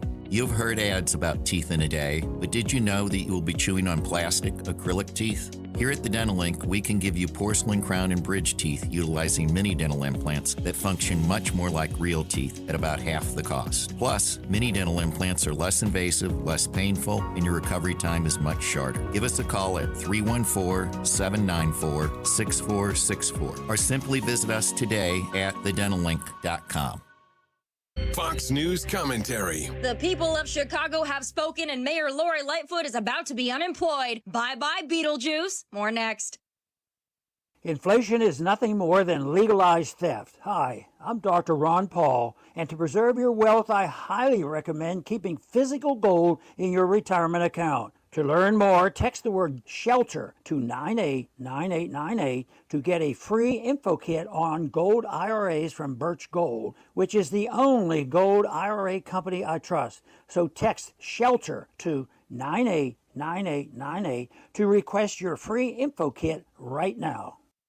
Chicago is riddled with crime, lawlessness, and homelessness, but many of us didn't think the voters would be wise enough to change course. Well, they made that first step this week by ousting their mayor, Lori Lightfoot. She is the first mayor in 40 years to lose re-election, and she lost by a lot. While her competitors failed to get 50% of the vote and will head to a runoff, she didn't even make that threshold. Nearly 86% of Chicago voters rejected Lightfoot. But care to guess why Lori Lightfoot says she lost? Well, of course, she blames racism, sexism, and discrimination. So she was elected on her merits, but not re-elected because Chicago is apparently now full of racist, sexist, homophobes, and crime, lawlessness, and homelessness, but I'm sure those things had nothing to do with it. What a woke joke. Lori, you lost. No excuses, no cards. But now, perhaps Chicago will begin its comeback tour. I'm Tommy Lahren, and you can watch my show, Tommy Lahren is Fearless at Outkick.com. Defending America, telling stories we shouldn't tell. Featuring the Heritage Foundation's Dakota Wood and former U.S. Senator Jim Talent. March 14th at View 17 is sold out. Keep listening to News Talk STL for your chance to win tickets. Dan Bongino here. Keep it on News Talk STL because my show starts at 11 a.m. Right now, it's back to Mike Ferguson in the morning.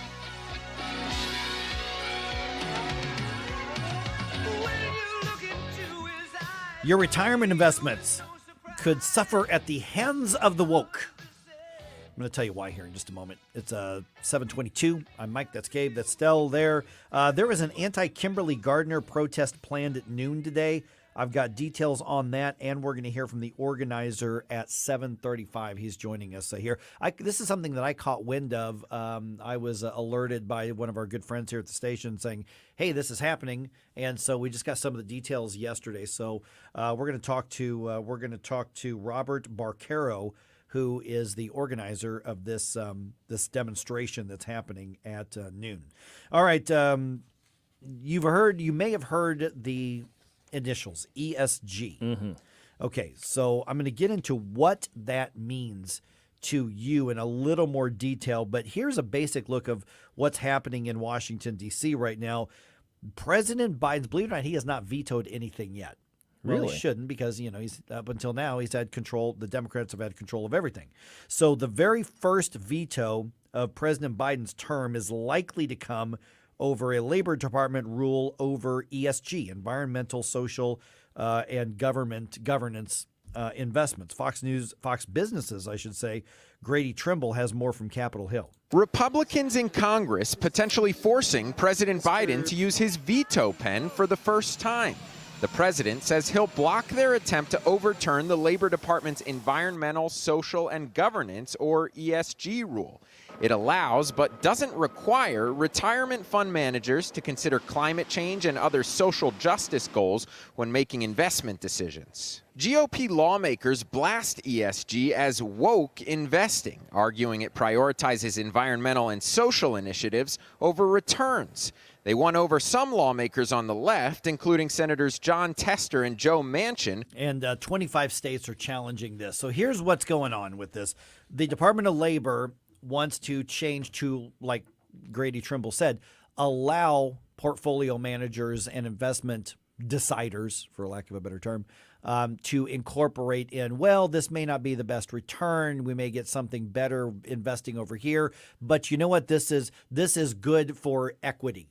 This is good for the LGBT cause. This is good for the climate. And all that kind of that's the big one right there, Right. I believe. And because a lot of the climate stuff did not get through, from my viewpoint, this is the government's backdoor way of trying to get stuff done that they weren't able to legislate earlier. Right. And here's how this all fits in. Is because right now, your investment advisor or your investment portfolio manager, I've got a bunch of, mutual funds and stocks and things like that. And the people who are managing that, they have a fiduciary responsibility to get me the best return on my investment that they can. And the law says they have to do that. They're not allowed to be activists with my money. Now, if I want to invest in something that's very activist, there are funds out there that, prohibit investing in, vices like tobacco or, anything that's connected to pornography or alcohol or anything or military. Cannabis. Defense. There are others that, that also, would consider that. others that look at it. So I'm free to do that stuff. Right. This doesn't bar anybody, but what the Department of Labor wants to do is to give them unilateral discretion, release them from that legal fiduciary responsibility to manage your money in the most profitable way possible, and let them say, okay, we're going to make activist moves. We know that there's a social justice warrior-y, ESG pushes that are getting into corporate America, shareholder activism, all that kind of stuff. And so what the Republicans and Joe Manchin and John Tester are saying is that, no, if you're managing investments, your job, your legal requirement should be to attempt to get the best return on investment. And so if somebody in civil court says you were not living up to your fiduciary responsibility, they've got to show that they were trying to make the best return and the best profit that they can for you. This would release them for that, because they could say, well, but this was socially prudent. This was, we would call it woke. They would call it climate friendly or whatever. These sectors need the investment, so we're doing that for the good of all. Yeah, and it's very similar to the idea of government funding programs that aren't financially reasonable. They're not profitable, but because they are important to an ideological goal, then that's where we're going to put our money in and call it an investment. Like that's kind of what government has done. We've seen that. One of the most notorious was what was it, Solyndra? I think it was Solyndra. Yeah, Solyndra. Yeah. Okay. Back in the Obama administration, where this company, I think they made solar panels. They got like $1 billion or something ridiculous, and then the company went under, just a couple of years later. So that's the type of thing that this ESG allows, is that somebody who's controlling your retirement money, instead of trying to make you the most money, they're saying, well, you know what? I've got a friend who installs windmills, and his company needs this funding, so I'm going to funnel the money that I control in various 401ks over to that and call it an ESG investment. That's really what can happen under the current rules that the government has, which is why I think we do need this kind of law to spurn that sort of stuff, because it's not good for anybody. It releases them from the responsibility if they choose activism over fiduciary, if it chooses over the responsibility to you as an investor.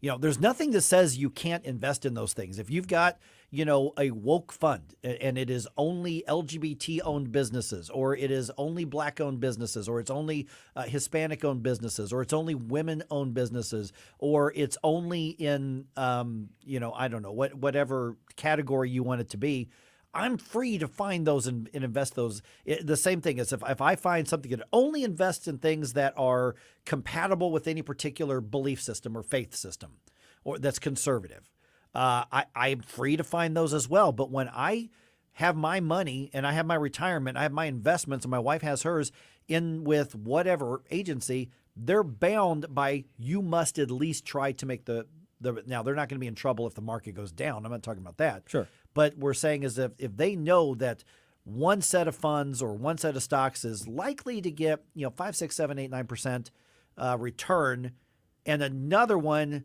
is incredibly risky beyond the risk factor that they say it's unlikely to make money, but it just is an activist thing that somebody on the left really wants, they're allowed to say, you know what, I just think that your profit is not as important. This needs to happen for the culture, the collective. And so we're going to invest in these woke funds, these ESG funds. And because, you know what, save the whales, except the windmills are killing the whales, but that's a whole other thing. And so they're released from their responsibility that they have to you when managing your money. Now, a criticism from the left about this bill would be, oh, you right-wing people are such hypocrites. You're using government to regulate how we invest our money. Now, of course, the response to that is simply that, no, we're saying that you can't just, as a money manager, you can't just do it willy-nilly. You have to be directed to do. It's one thing. It's one thing for me to tell my broker, here are my criteria for the things I want to invest in. Those things, I want you to consider those things. And it's another for me to simply have money flowing into a 401k through my business. I don't talk to anybody who manages, the funds that I'm invested in, So those people are bound by fiduciary responsibility to get the most money that they can. But under this current rule, they can say, well, this isn't actually going to make you any money, but it's responsible for the climate. That's not what I want. I want a fire and forget, sort of investment that I can rely on in my retirement years. And this bill is going to protect me in that endeavor. Everybody still has the freedom to invest in those things that they want. You can still do it. But the default position the Republicans are arguing is your job is to manage that money as responsibly as you possibly can and get me the biggest return on investment as possible. So once again, we're going back to the hard left and the Biden administration and many of those in Congress now. They really look at our lives, including our savings and property and finances, as something that the left should have some sort of pseudo ownership over to try to manage the collective with. And this has kind of been the theme that we're seeing all day long here. And as you introduce this by saying pension funds and 401ks, et cetera, that's the issue. Money is flowing into those and no one is really paying any attention. And as soon as we see pension funds struggling, and boy, we're next to a state here, Illinois is loaded with pension fund issues. Oh, yeah. And same thing, well, actually, California, New York, most of the Democratic states, but Yep. Illinois has a real problem with pensions, and this is one of those issues where if those investments really start struggling and go under, then those pension funds have a real problem. Yeah, and then on a personal level, somebody who doesn't get you the best return on investment year after year after year could delay your own retirement. Yes. And your ability to invest and to do other things as well. So, But you saved the planet at least. yeah, except you really didn't. Yeah, of except you course, didn't. as we all know. As your And 401k disappears. And yeah. you're going to die penniless. Yes. Well, somebody else needed the money. Yeah. All right, just ahead here, there is a protest against Kimberly Gardner that is planned for about 4.5 hours from right now. I will tell you about that, and we're going to talk to the guy who's putting the whole thing together just ahead right here on 101.9 94.1 News Talk STL. Like and subscribe to us on Rumble. News Talk STL. Get up.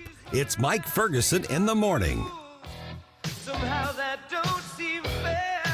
St. Louis's new choice for conservative talk. We need change in our country right now. Live and local. They clubbed us over the head for 2 years. Yep. You want corruption?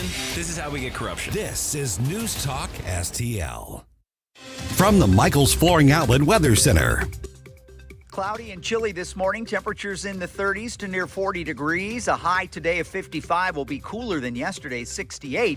We'll be under cloudy skies. We'll begin to see a few showers late this afternoon into this evening, but heavy rain overnight tonight and into tomorrow. Some areas, especially southeast of St. Louis, will see well in excess of an inch of rain. And then we are looking at the possibility of some very windy conditions, so a wind advisory and a flood watch in effect for tomorrow.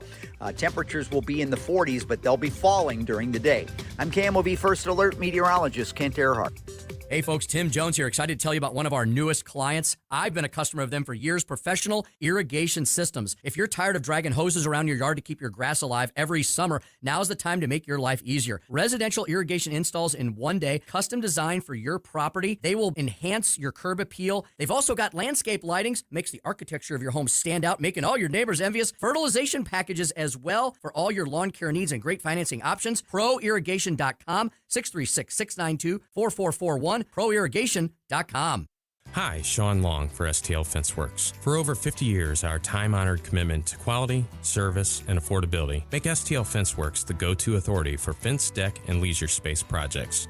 During these unsure times of severe inflation and supply shortages, you can depend on STL Fenceworks to meet your needs. Being the #1 fence and deck contractor in the state, we've leveraged our position to make contract buy-ins hedging against price increases. Also, our buying power has allowed us to stockpile fence and deck material. There are no shortages at STL Fenceworks. In fact, we have more fence and deck material on hand now than we have had at any time in our 50-year history. Lastly, our commitment to a quality and customer-first approach has never wavered. Your project project will be completed by experienced craftsmen in a timely manner, and our lifetime warranty reinforces that commitment. STL Fenceworks warranty surpasses anything offered in the industry. Visit stlfenceworks.com and allow us to bring your backyard dreams to life. As always, at STL Fenceworks, your satisfaction is our passion. This is News Talk STL. News, analysis, and opinion from the voices you know and trust. News Talk STL at 1019, 941, and newstalkstl.com. Hey, this is Larry Connors. Make sure you're listening later today at 6 o'clock on News Talk STL for my show, Larry Connors USA. Now, back to Mike Ferguson in the morning. A little bit earlier this week, there was a pro-Kimberly Gardner rally. Believe it or not, there are people who apparently are still supporting Kimberly Gardner. So that rally, such as it was, happened downtown. The answer to that, the answer against that, happens in just under 4.5 hours downtown as well. I'm Mike Ferguson, 7:37 right now. Gabe Pfeiffer's here. Stel Ponticus is here. Hey, don't forget, when you're on the socials, check us out. We are on, well, most of us are on YouTube. Vic Porcelli got kicked off again. I think I'm making it my goal to get kicked off YouTube. There you go. Again, so watch us on Rumble. That's where we are. But, man, we have a lot going on the News Talk STL Facebook page and Twitter accounts. We're really easy to find there. So connect with us there, please. All right, Robert Barquero is organizing a rally protest against Kimberly Gardner, and he joins me right now. Robert, first of all, appreciate you being on the show. Secondly, let me start by asking about that. I guess you could call it a rally according to some of the media in town, and I don't necessarily want to call out the St. Louis Post-Dispatch, so I won't mention the St. Louis Post-Dispatch. But they were reporting that there were 70-plus people at this rally. According to every picture and video I saw, there were about 23 people there, so apparently St. Louis Post-Dispatch isn't very good at math. But it was amazing to me that there are still people who are angry and ready to fight on behalf of Kimberly Gardner. What you're doing here around noon today is saying no. There are many of us that say she has got to go. So the Attorney General's filed his motions. The state legislature is working to bring in prosecutorial help in St. Louis. Why is it important for people to gather and speak up like this, like what you're doing today at noon? Well, first of all, good morning. Thank you for having me on. And why is it important? Because if we don't, we're going to lose our city. It's already in decay, but we can turn it around. My family came here from Nicaragua in 1980, so I know what it's like to lose something significant, and that was, our original country. And we came to St. Louis, and I thought in the 80s it was a beautiful place, beautiful architecture, fantastic communities. And it's starting to go, and I think that we need to demand excellence, professionalism in our law enforcement, in our prosecutorial office, in our city hall, in our communities, or it's all lost. We're going to turn into Flint, Newark, other places that are just destroyed. I think we can still save St. Louis. Good morning, Robert. Gabe Pfeiffer here. Who are you expecting to be able to attend this? Are we going to have some of maybe families of victims of crimes that Kimberly Gardner didn't prosecute, or anybody like that? Any high-profile people showing up? I really don't know. This is something I just put out there, and I'm asking people to show up. I know Emmett Coleman. He's a gentleman running for alderman in one of the wards around the West End. Will attempt to be there. This is basically me asking people around the area to come and participate in it. I'm not a member of any party. I'm just a very concerned person. I'm a dad, and my children are, my eldest particularly, she's concerned about the crime. She sees it on the news, and that's unfortunate. But seriously, all I know is Emmett Coleman is interested in coming down. But it's just asking friends to come along. Hey, Robert, we're going to get to the details and let everybody know, exactly where and when and all that sort of thing here in just a couple of minutes. Now, we know that Kimberly Gardner is not going to look out of her office window and see you and say, okay, I'm going to go ahead and quit and resign right now. We know that's not going to happen. So who's the message aimed to in addition to Kimberly Gardner? Or is it just, hey, Kimberly, just to remind you that there are a lot of people who see the damage you're doing to St. Louis? Oh, that's a fabulous question. I want to tell the Missouri Bar Association that per their own organization's standards of conduct, rules, behavior, attorneys must uphold the professionalism of being an attorney of the profession, as well as the integrity of the courts. The rule of falsum in uno, falsum in omnibus applies here. Ms. Gardner is not trustworthy. She has no integrity, and she needs to be disbarred because of the way she has presented the various judges as dishonest or not working with her and falsely accusing them of racial bias. I believe I can work around that charge simply because I'm Hispanic, and if anyone is underrepresented in the city, it's me. That's an interesting message. Now, clearly, I think it sounds like her ouster is one of the goals of the message that you want to send. But who would you think, or do you have anybody in mind to fill her spot? Well, I've been observing that Mr. Pardon me, I do not know how to say his name, but it's Yusuf Duk. He's apparently the chief of misdemeanors, and he comes with a lot of praise. People seem to be saying that he works really well, efficiently. He's organized. He seems dedicated. We're not seeing that he is aggressively biased with a awful agenda. He seems to be somebody who actually wants to turn out the work. So Mr. Duke, D-U-Q, I believe is how his last name is spelled, he would be a great interim appointment if Kim is removed by the state, and she should be. Okay, so this isn't about partisanship or ideology is what I'm hearing, Robert. I mean, I'm not hearing you say, go get a Republican in there or anything like this. You're just saying get somebody who's competent, somebody who's going to be effective, and then we'll talk about the bigger picture here in a second. Exactly. Okay. That is true. Yeah, so let's talk about that bigger picture here. I mean, it's easy to not like Kimberly Gardner because of obviously her incompetence, because of her arrogance, because of the way she's done things. But if you're somebody who lives in St. Charles County, you live in St. Louis County, or even on the outskirts of St. Louis, in those few areas where you don't have a lot of problems, the way that downtown and South City and some of the others have. Why do you care? What's your message to them? Why do you care? Why should you care about targeting Kimberly Gardner for removal? Why does it matter to them? Well, we are one metropolitan area. Statistically, everything that occurs in the city ripples out and affects your area. Our reputation as a metro area is negatively affected by the behaviors and inactions of Kimberly Gardner. That includes a lack of prosecuting these criminals that are killing and maiming our children.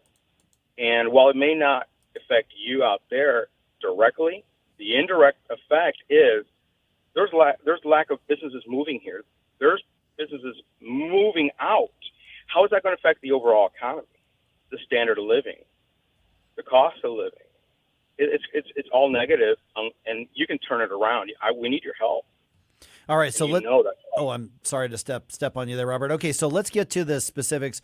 Where are you going to be? When are you going to be? What are you asking people to do when they get there, and what's it going to look like? Are we talking about speeches? Are we talking about signs? What is the event going to look like today?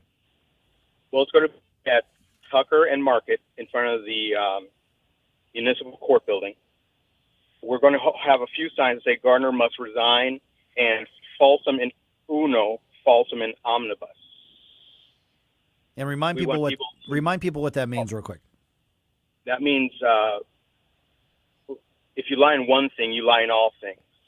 If you're dishonest in one thing, you're dishonest in all things, which means there's no trustworthiness. There's no integrity here. And that's also one of the standards in the legal system, which again, we're asking the Bar Association to take into account. And this bar, Kimberly Gardner, she's not trustworthy. All right. Once again, it happens at noon in front of the Municipal Court building. Robert, really appreciate you being on the program. Is there a social media or anything, online contact that you want people to have as far as getting in touch with you or anybody else? Wow. Well, Freedom Principles is a fantastic organization. Byron, he runs it. He's a friend of mine. He's a very good person. I touch base with that site every now and then. I would do that. I don't really want a million people coming to my personal websites or anything. You can understand. Yeah. Sure. Yeah. I have enough dealing with some of the radicals. I live in Megan Green's old district. Ooh. And just in closing, if Megan Green is no longer supporting you, Miss Gardner, Megan Green being somebody who simply doesn't think, if you ever listen to her speak, she's somebody who's incapable of thought. How are you wanting to even stick around? All right. Hey, Robert, good chatting with you. Best of luck with the protest. If you can have somebody grab some pictures and send them my way, I'd really appreciate it. We'll do that. All right. Thanks a lot. All right. 314-912-1019. I honestly have no idea what to expect as far as, the number of people that are going to gather out there. This sounds like this is about as much, guys, the definition of grassroots as you're going to find. Yeah. Without, any specific partisan or activist or whatever organization. So this is as grassroots as it gets. So we'll find out. We'll see what happens, because the pro-Kimberly Gardner one was probably as organized as you're going to find, and it was still anemic in a big way. The reality is that there is very little support for her. Will that be on display today or not? We'll find out at noon. But if you go out there, by the way, please take pictures and send it to us. Absolutely, yeah. Go out there on your lunch hour. Take your lunch hour and just tell Kim Gardner to suck it and give and send us a picture. 314-912-1019. This is 1019 and 94.1 News Talk STL. For podcast articles and more, find us on newstalkstl.com. Get up. It's Mike Ferguson in the morning. Larry Connors, USA. Well, source matters a lot. That would mean the director of national intel is either lying himself or he's not that intelligent. Larry Connors. Or both. Weeknights at 6 on News Talk STL. Hey, it's Vic, and I'm here with Kathy Connor at Connor Roofing. Kathy, what makes Connor Roofing different? Hey, Vic. I'm glad that you asked. I think that what really sets Connor Roofing apart is our relationship with our customers. It's very important to us to develop that trust with the homeowner. This is what has allowed us to serve our friends and our neighbors in the St. Louis area for 30 years. Whether we are doing a roof or a gutter repair or even a full replacement, you can count on Connor for quality service and workmanship. Thanks, Kathy. To find out more, visit them at connorroofing.com. That's CONNER roofing.com. Hey, it's Tony Colombo reminding you to do what we did and get the jump on spring cleaning by calling Zero Res today. After the beating dished out by kids, the dog, and just general traffic, our home would not be the same without Zero Res. And right now, you can get 3 rooms of carpet cleaned starting at just $119. Plus, they'll throw in a free hallway and take $75 off an air duct cleaning if you just mention the Colombo special. Call and book now at 314-474-2020 or book online at ZeroResSTL.com. I'm Dr. TJ, owner of the Institute of Natural Health, co-owner of Optimal Nutraceuticals, and the host of Wellness 101. Wellness 101 is designed to cut through the nonsense and provide you common sense, science-based information regarding health and wellness. On the show, we discuss topics like thyroid health, gut health, hormone optimization, and many others.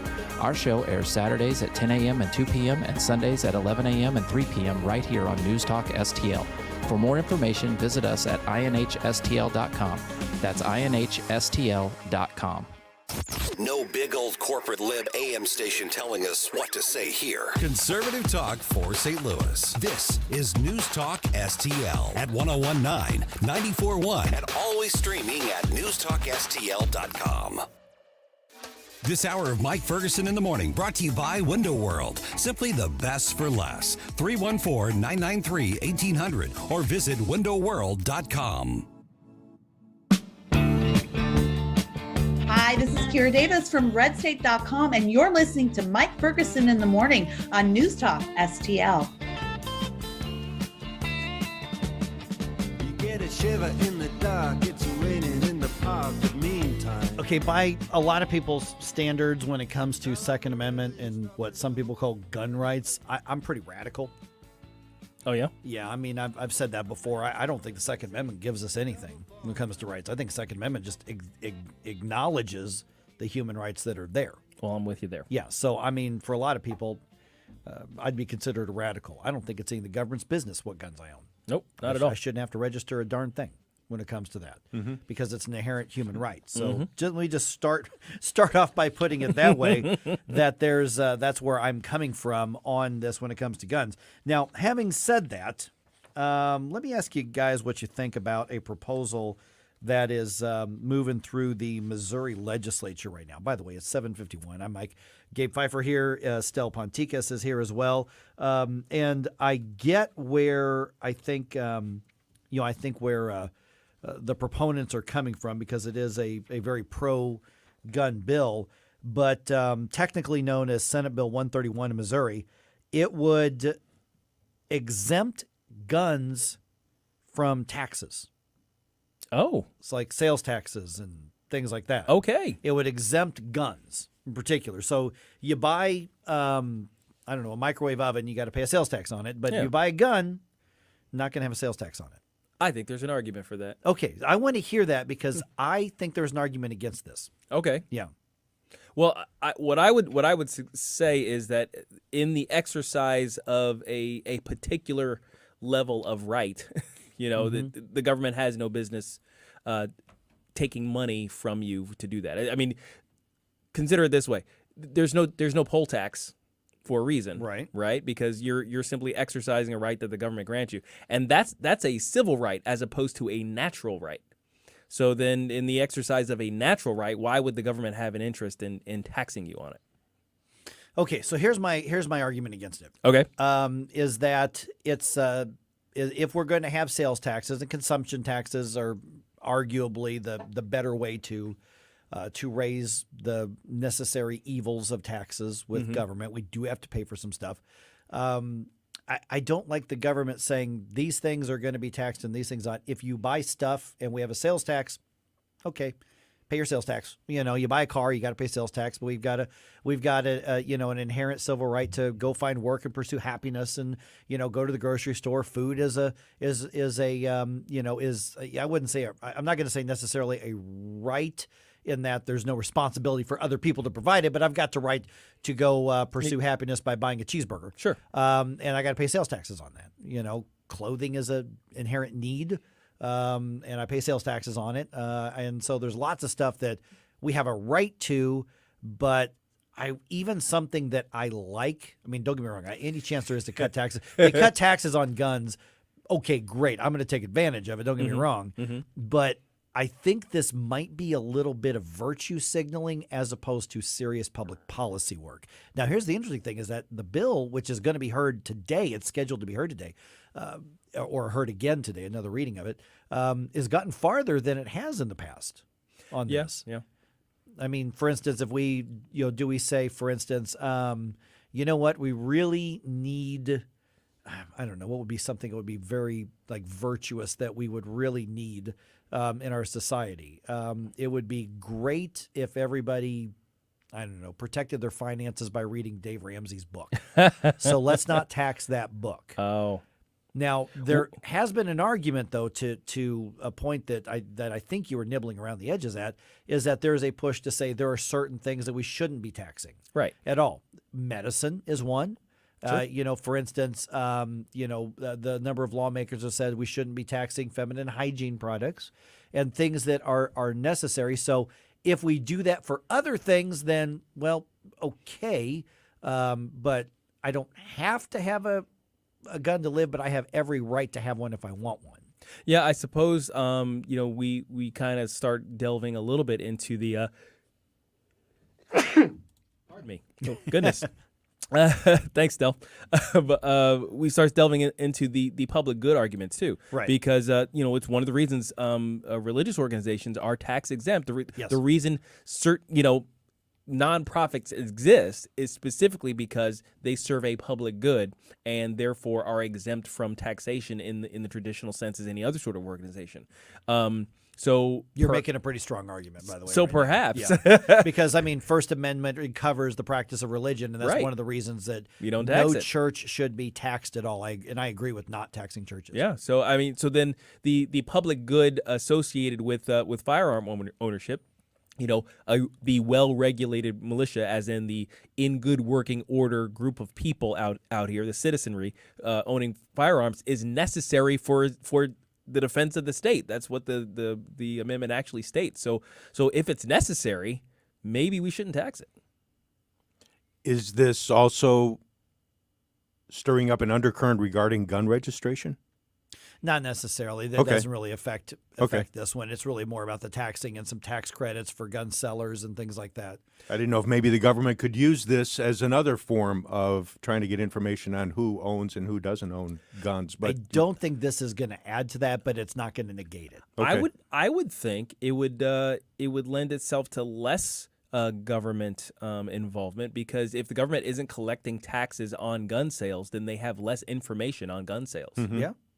Yeah, I mean, you still right now. If you buy something from a dealer, it's all still registered, and so those are all still in place. Well, yeah, I mean, the gun dealership itself has to say, yes, I sold an AR-15 today. Right. Yes, they do have to say that. That's true. Yeah, but then they also have to at least record who it went to, who made the purchase. Yeah, they maintain, if I remember the rule correctly, they maintain the record of the purchase for a period of time, and it has to be in. They keep it. Yeah, they keep it. Yeah. And if the government wants it, they can subpoena it or something like that. Yeah. As opposed to the law that's being challenged in Illinois, which would require a registration with the government as well. Yeah. All right, interesting debate there. Mm-hmm. All right, 314-912-1019. What do you think? Would love to know. Just ahead here. Speaking of bigger government, what's the bigger problem? What should be the priority?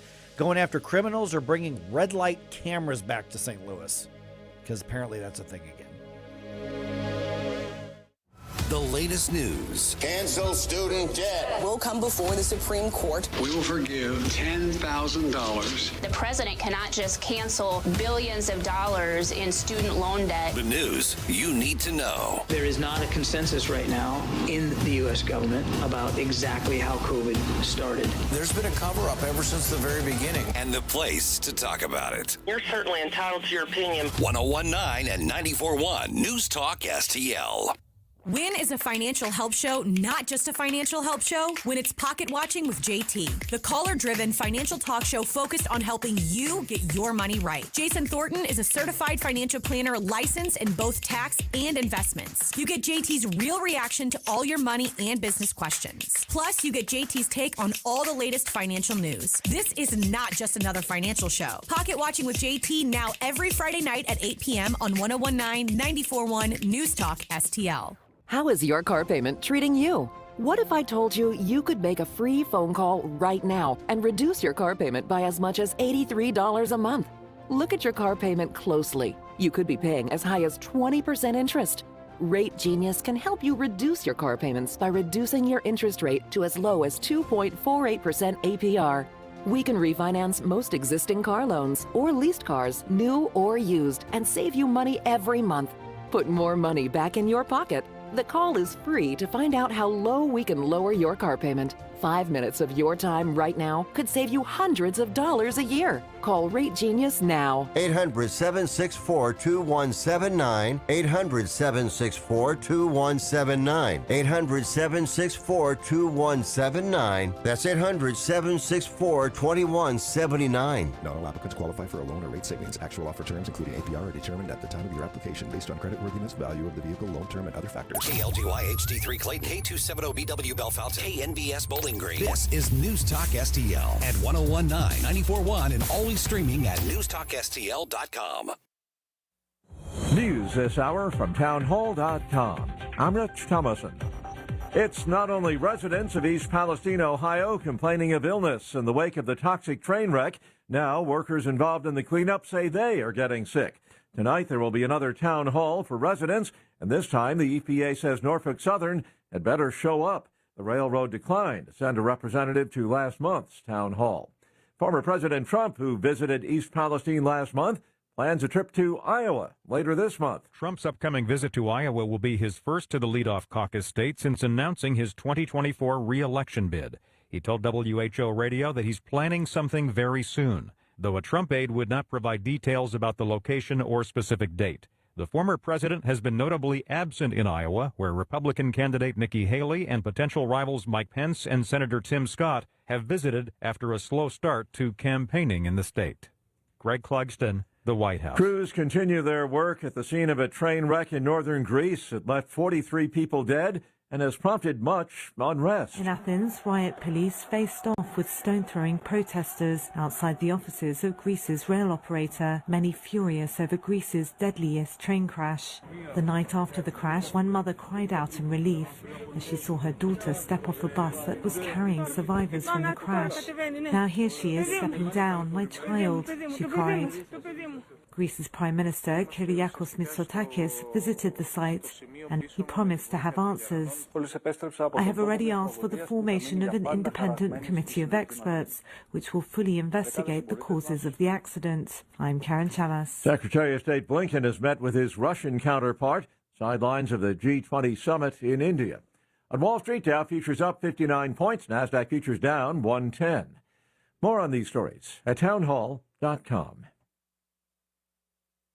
Sleep Financial Group is not a law firm. This story is called The Ugly Truth About Timeshare. If you think you've done your family a favor by buying a timeshare, you need my help. Hello, I'm Chuck McDowell, CEO and founder of Wesley Financial Group. 10 years ago, I started helping folks cancel their timeshare. And in the process, started what's now called the timeshare cancellation industry. Timeshare is the only thing that you can buy that you can't tell me how much it's going to cost or when it's going to end. When you buy a timeshare, you give them a blank check to fill out any amount they want for annual maintenance and assessment fees. The crazy thing is, this never ends. Even when you die, your family's now going to be stuck with this burden. Stop the insanity today. Call my office now. If we take you as a client, I guarantee we'll cancel your timeshare or you'll pay nothing. Call for your free information kit. 800-626-5252. That's 800-626-5252. 800-626-5252.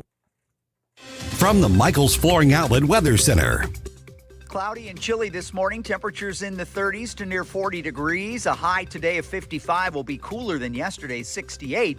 We'll be under cloudy skies. We'll begin to see a few showers late this afternoon into this evening, but heavy rain overnight tonight and into tomorrow. Some areas, especially southeast of St. Louis, will see well in excess of an inch of rain. And then we are looking at the possibility of some very windy conditions, so a wind advisory and a flood watch in effect for tomorrow. Temperatures will be in the 40s, but they'll be falling during the day. I'm KMOV First Alert meteorologist Kent Earhart. News, analysis, opinion. There's a new sheriff in town. The corporate kingdom finally comes to an end. This is News Talk STL. Toxic train. The human beings whose lives have been upended. Joe Biden's been to Ukraine. He has yet to go to Ohio. There is not a consensus right now in the U.S. government about exactly how COVID started. There's been a cover-up ever since the very beginning. 101.9 and 94.1 News Talk STL and newstalkstl.com. This hour of News Talk STL brought to you by The Dental Link. Call Dr. Alan Link today, 314-794-6464 to schedule your free consultation. Offices in Baldwin and Melville, 314-794-6464. I was having lunch with one of my best friends yesterday, and he was telling me about a house that they bought. And they had to do a little fixing up, and they're renting it to somebody. And the question of windows came up, and I asked him, I said, hey, what'd you pay for those windows? And they were just the standard cheapest he could find. And he told me, and they were not double paned. They were not extra strong. They were not specifically thermal energy efficient. And I went, man, you could have gotten so much more for, frankly, just a little bit less money at my friends at Window World. Mike Ferguson here for Window World, because the Window World windows are different and the company is different as well. I was visiting with my friends at Window World just the other day, and I'm over there, and Jim, who owns it, he said, hey, he put this window down on the floor, and he goes, hey, step on there. I went, are you out of your mind? I weigh 220 pounds. Are you kidding? Well, 215 pounds. I'm over 200 pounds. He's like, no, seriously, get up there. So I did. And nothing happened. The window actually supported me, as even though I was standing on it with my full weight.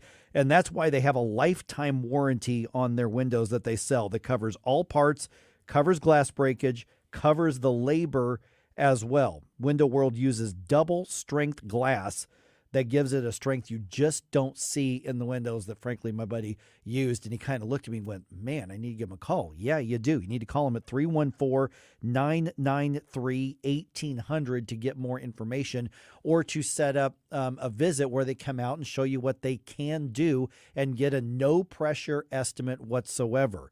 And they're going to respond really, really fast. That free in-home estimate will show you why they are the best for less. And these windows are really different. It's not just about having something that's strong. It's also about making your home, your biggest investment, most likely, the most energy efficient as possible. Find out why the Window World is the preferred window of the St. Louis Blues. Give them a call, 314-993-1800. You can also learn more at windowworld.com. By the way, Window World is one of only 2 windows with the Good Housekeeping seal of approval. So 314-993-1800 or windowworld.com. The news and talk The Chinese are not our friend. that matters to St. Louis. Now they're buying our land. They'll do whatever it takes to beat us. Nikki Haley. I am running for president. 101.9 and 94.1. Country's under attack. News Talk STL. Mike Ferguson. I have come here to chew bubblegum and kick ass. And I'm all out of bubblegum. Gabe Pfeiffer. We have a hope. Get up, can't you hear the alarm? Get up. What do you call a genius in President Biden's Homeland Security Department? A visitor. Mike Ferguson in the morning on News Talk STL. Get up, can't you hear the alarm? Get up. Quick quiz, Gabe. Yep. Biggest problem in the city of St. Louis right now? Crime. Okay, no, it's not. No? No. It's traffic violence. Traffic violence? Yeah, that's what the mayor keeps calling it. Traffic violence. Traffic violence. Okay. So everything's violence now. Yeah, everything's violence. Coming up on 8:08 right now, I'm Mike Ferguson. Got Gabe Pfeiffer here, who was just wrong on that pop quiz, and Stel Ponticus as well. No, I'm not saying that the city isn't talking about crime. They just are hesitant to do anything that would actually work because it violates the ideologies that have run the city into the ground. And by extension, is affecting the rest of the St. Louis region. Yes. Yeah. It's making it kind of a sort of a crime-ridden hellscape. Yep. But no, yeah, they're still going to have their parties, whatever. One of the things that the mayor's been very proud about this week is signing into place a big infrastructure traffic safety spending plan. And listen, 9 times out of 10, I'm going to look at that and go, okay, well, that's actually a legitimate function of your government is to keep the streets, safer as possible, try to find ways to improve pedestrian safety, improve traffic safety. That's a good thing. $40 million, so basically they're getting started still in the design and all that kind of stuff so they can move forward on some of these things. But among the things that they're looking at, by the way, they're actually looking at this as a way to react to all the fatal traffic crashes that we've seen just in the last couple of weeks. Obviously, the one with Janae Edmondson is the most high-profile one, but there have been others as well.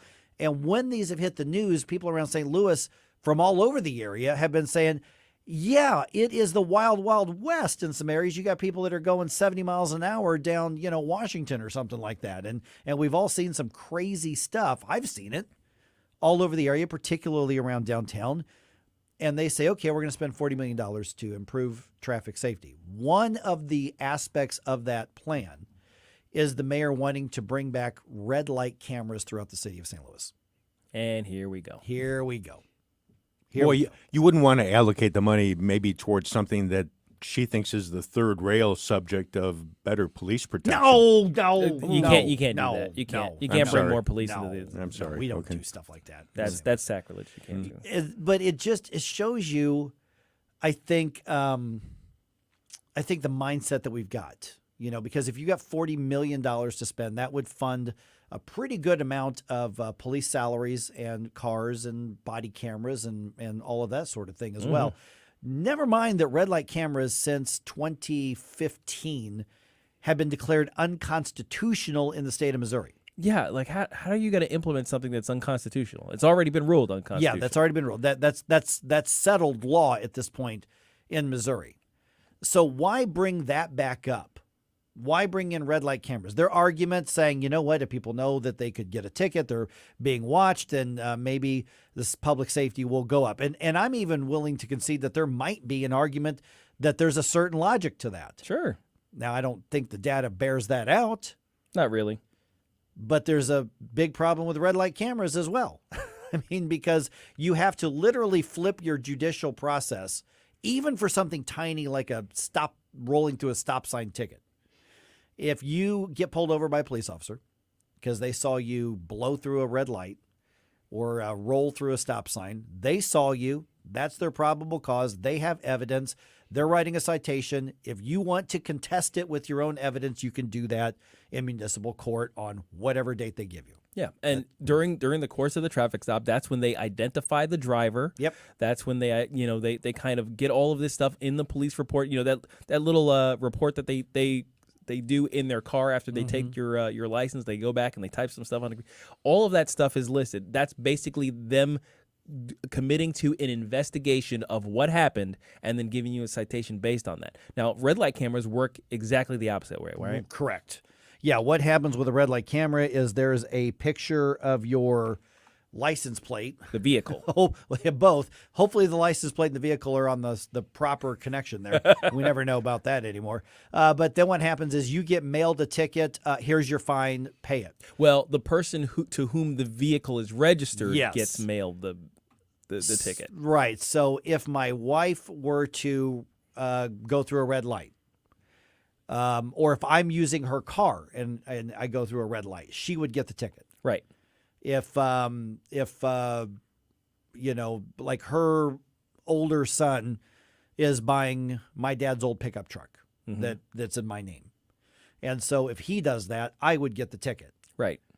Well, the way that it's set up is you're just guilty unless you go to the effort to prove yourself innocent. It's like, hey, I wasn't driving. Right. And you have to prove that to the system. Right. Because otherwise you're already on the hook for that amount. Right. You literally have to change your city codes and city ordinances to accommodate the assumed guilt first mindset, which is unconstitutional. And I know that there's somebody saying, because I dealt with this when I was on a board of aldermen years and years and years ago, and the red light question came up back then.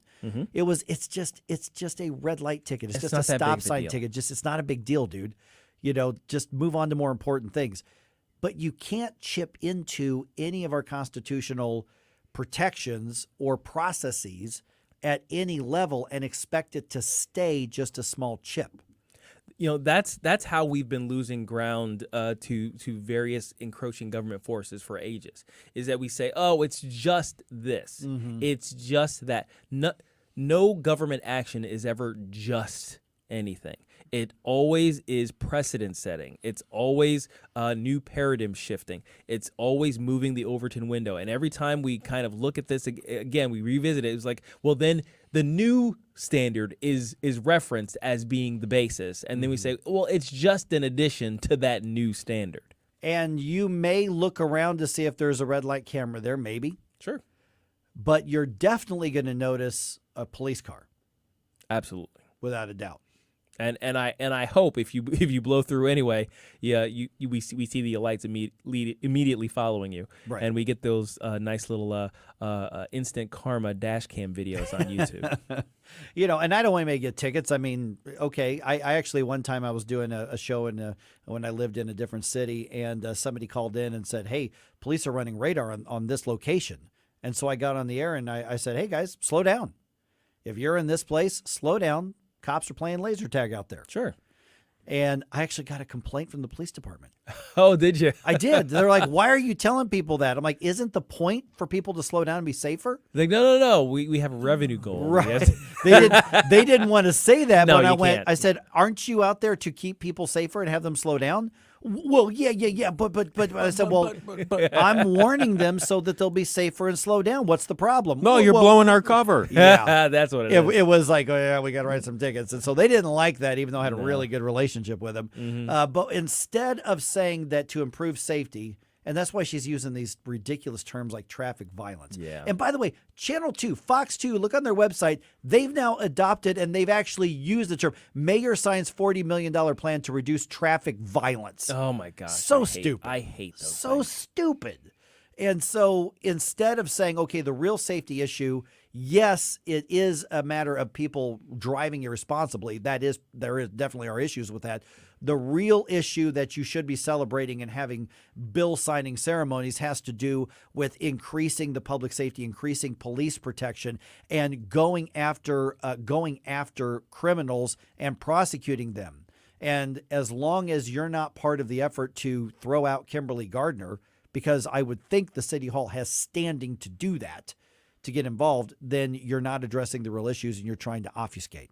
Yeah. Yeah, the whole thing is just a mess because they misdiagnose and then they misprescribe a solution. So there's nowhere to go from there. They're always going to get it wrong, and the city's going to continue to go down. And it's sad because it doesn't have to be this way. And it's just an easy distraction to go through a red light camera debate again when that's been settled law in Missouri for like 8 years now, almost 8 years now. And Tashara Jones is not a dumb person by any stretch of the imagination. Yeah. So I think she knows this isn't going anywhere. But that's written into part of your $40 million traffic safety plan. $40 million. Well, honestly, the infrastructure, roads and bridges and stuff is probably that far behind in St. Louis. So I don't even have a gripe about the number. Oh, yeah. It, I mean, I'm just saying. Yeah, the application of that $40 million. That's Right. probably where. I guess I'm just assuming that $40 million is going to waste because of who's spending it. Oh, yeah. Totally agree with that. All right, 314-912-1019. Let's bring you up to date on what's happening around the area. And then a little bit later on, could hurting your kids' feelings be a crime soon?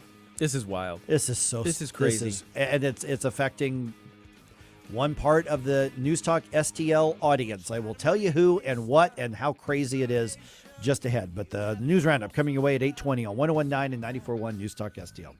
This is News Talk STL at 101.9, 94.1, 99.1 HD3 and newstalkstl.com. Get up. It's Mike Ferguson in the morning.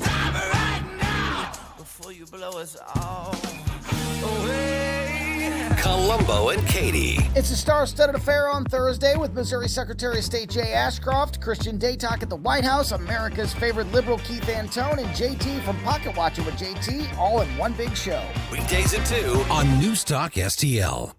Tony Colombo here, reminding you to visit my friends at Bluff City Outdoors in Alton before your next trip into the great outdoors. For decades, Bluff City Outdoors has covered all the needs for area fishermen, and they'll always have all the best bait, tackle, and gear for your next trip on the water. And now they cover all your bow hunting needs, including their state-of-the-art indoor archery range and techno hunt system, open every day for you to come shoot, or you can join a league. Follow Bluff City Outdoors on Facebook and learn more at bluffcityoutdoors.com. The Republican Party, City of St. Louis, stands in solidarity with Attorney General Andrew Bailey in his decision to lead the process to remove Circuit Attorney Kim Gardner from office. As we and Republican candidates for alderman have highlighted, she has pandered to perpetrators over providing justice for victims. Her incompetence has devastated our police force morale. Kim Gardner must go. The future of our city is at stake. Read our full statement at stlouisrepublicans.com. Paid for by St. Louis City Republican PAC. Curtis Farber, Treasurer. The Vic Porcelli Show. Author, attorney, John O'Connor. What is frustrating to me, Vic, is the left has ideologies. They don't like to debate things, as you talked about earlier. And then when the press goes along with it, they accept placidly whatever comes out. Biden cooperated when he got caught, or said he cooperated. That's not a defense. Like, okay, I robbed the bank 6 years ago. I'm giving the money back, so that's a defense. Vic Porcelli. Live and local weekday mornings at 9 on News Talk STL. So, you want Steph's Pizza, but you're in Lake St. Louis and it's just too far to go. Not anymore. Now you can feed that Steph's Pizza craving quickly and conveniently in Lake St. Louis. Same great menu with a new location. 111 Pond Fort Trail in Lake St. Louis. Steph's Pizza in the Chesterfield Valley on Long Road, in St. Peter's on Jungerman, and now in Lake St. Louis. Check them out at Steph'sPizza.com because tonight's a good night for Steph's Pizza. Fox News commentary. The people of Chicago have spoken, and Mayor Lori Lightfoot is about to be unemployed. Bye-bye, Beetlejuice. More next. Inflation is nothing more than legalized theft. Hi, I'm Dr. Ron Paul, and to preserve your wealth, I highly recommend keeping physical gold in your retirement account. To learn more, text the word SHELTER to 989898 to get a free info kit on gold IRAs from Birch Gold, which is the only gold IRA company I trust. So text SHELTER to 989898 to request your free info kit right now. Chicago is riddled with crime, lawlessness, and homelessness, but many of us didn't think the voters would be wise enough to change course. Well, they made that first step this week by ousting their mayor, Lori Lightfoot. She is the first mayor in 40 years to lose re-election, and she lost by a lot. While her competitors failed to get 50% of the vote and will head to a runoff, she didn't even make that threshold. Nearly 86% of Chicago voters rejected Lightfoot. But care to guess why Lori Lightfoot says she lost? Well, of course, she blames racism, sexism, and discrimination. So she was elected on her merits, but not re-elected because Chicago is apparently now full of racist, sexist, homophobes, and crime, lawlessness, and homelessness, but I'm sure those things had nothing to do with it. What a woke joke. Lori, you lost. No excuses, no cards. But now, perhaps Chicago will begin its comeback tour. I'm Tommy Lahren, and you can watch my show, Tommy Lahren is Fearless at Outkick.com. St. Louis's new choice for conservative talk. I think they're trying to attack the American people. Live and local. Gabe, Mike, Ken, you guys are my morning cup of mental coffee. I love the show. Definitely a convert from the old one. This is News Talk STL. Hey, Bill O'Reilly here, and you can hear my no-spin commentary right here at 6:45 this evening. Now it's back to Mike Ferguson in the morning on 101.9 and 94.1 News Talk STL. An Illinois lawmaker wants to make it a crime for parents to hurt their kids' feelings, guys. It's so stupid. I'm actually not This is kidding. so stupid. And I'm not kidding about this. So 8:35, I'll tell you why I teased it like that. But I'm not kidding. There's actual legislation filed in Illinois that would make it a criminal offense to hurt your kids' feelings. I can't. And the language of the law, I think, is even worse than your synopsis. That's right. I'm going to do the worst critique I can do and just read the actual official summary of the bill as filed in Springfield right now. You know, it is Illinois. Do they have a children's union in Illinois? A children's union. Is there something going on there we don't know about? Oh my gosh. My goodness. That's the latest. Yeah. Yeah. I can tell you this guy is not going to lose out on any child's votes. No, yeah, so exactly. His opponent is not going to win a single vote of any 8-year-old out there. All right, I'll tell you about Absolutely. that at 8:35. It's 8:23 right now. I'm Mike Ferguson with Gabe Pfeiffer and Stel Ponticus. All right, quick note here, and we had the conversation with the protest organizer a little bit ago, so you can hear that at the News Talk STL podcast. Probably another, couple hours still, something like that. Okay, so there is a protest against Kimberly Gardner planned for noon today in downtown St. Louis. It's going to happen right outside the municipal court building near Market and Tucker. Now, remember, a pro-Kimberly Gardner protest or rally, such as it was, happened earlier this week. Every video and picture from it looks like there was 23, 25 people, something like that. I was told by Chris Arps yesterday. He goes, yeah, the Post-Dispatch said there were 70 plus. And I went, in what world? 70. Wonder what the Riverfront Times totaled up. I bet it was 3,000. Yeah, doing some Common Core math on that. When you've been doing a lot of day drinking, you get double vision. So that's I can tell you that's true. Yeah. Yeah. And so this is this is going to happen at noon today, once again, right outside the municipal. This looks like, and after talking to Robert, who was organizing this, it looks like this is about as grassroots as you get. Oh, purely organic. Yeah, so he was just like, you know what? I hate this crap. Everybody come and join me to say that this is crap. So I asked him, I was like, okay, what's the group and which website? He's like, well, it's just a bunch of us getting out there. So they're looking for people to, join in, bring your signs. There'll be different people obviously saying a few words, but it sounds to me like this is more about making sure that people understand that the anger against Kimberly Gardner is very real. It is very widespread. You don't have to be a conservative or a liberal to be there. Just at noon, it's going to be there. And if you do go, please take pictures and send it. I am booked up through the middle of the day, so I personally can't make it. Although I have been invited, and I'm going to stop by the St. Louis City Republican meeting tonight. So if you normally go to those, say hi. I will get out there. I can't stay terribly late, but I am going to be there for a little bit. So that protest happening at noon today. We'll see how it goes and talk about that tomorrow. Okay, so we know that about 100,000 people, and many businesses as well, leave Illinois every year. That is hard, fast census data and information. We also know why. That's pretty clear as well. But they are going to places like Texas, and they are particularly going to places like Florida. And Governor Ron DeSantis was on the Ingram Angle on Fox News to talk about why people are leaving the Democratic-led states, including Illinois, especially Illinois. Michigan's another one, and they're headed to Florida. They're not keeping the streets safe. They're taxing people too much. They're trying to put indoctrination in the schools. In Florida, we stand on the opposite side of all those issues. And the good thing about a federalist system with 50 states, people can vote with their feet, and they voted for the free state of Florida. And also, I forgot to mention California. There are a lot of people moving from California and ending up in Florida, and they're ending up in Texas as well, because Governor Greg Abbott has a similar approach to what's happening out there. So we can see the changes that are happening, guys. Yeah, I mean, the experiments in democracy are at work, right? Like that's what the states were supposed to be. That was intended.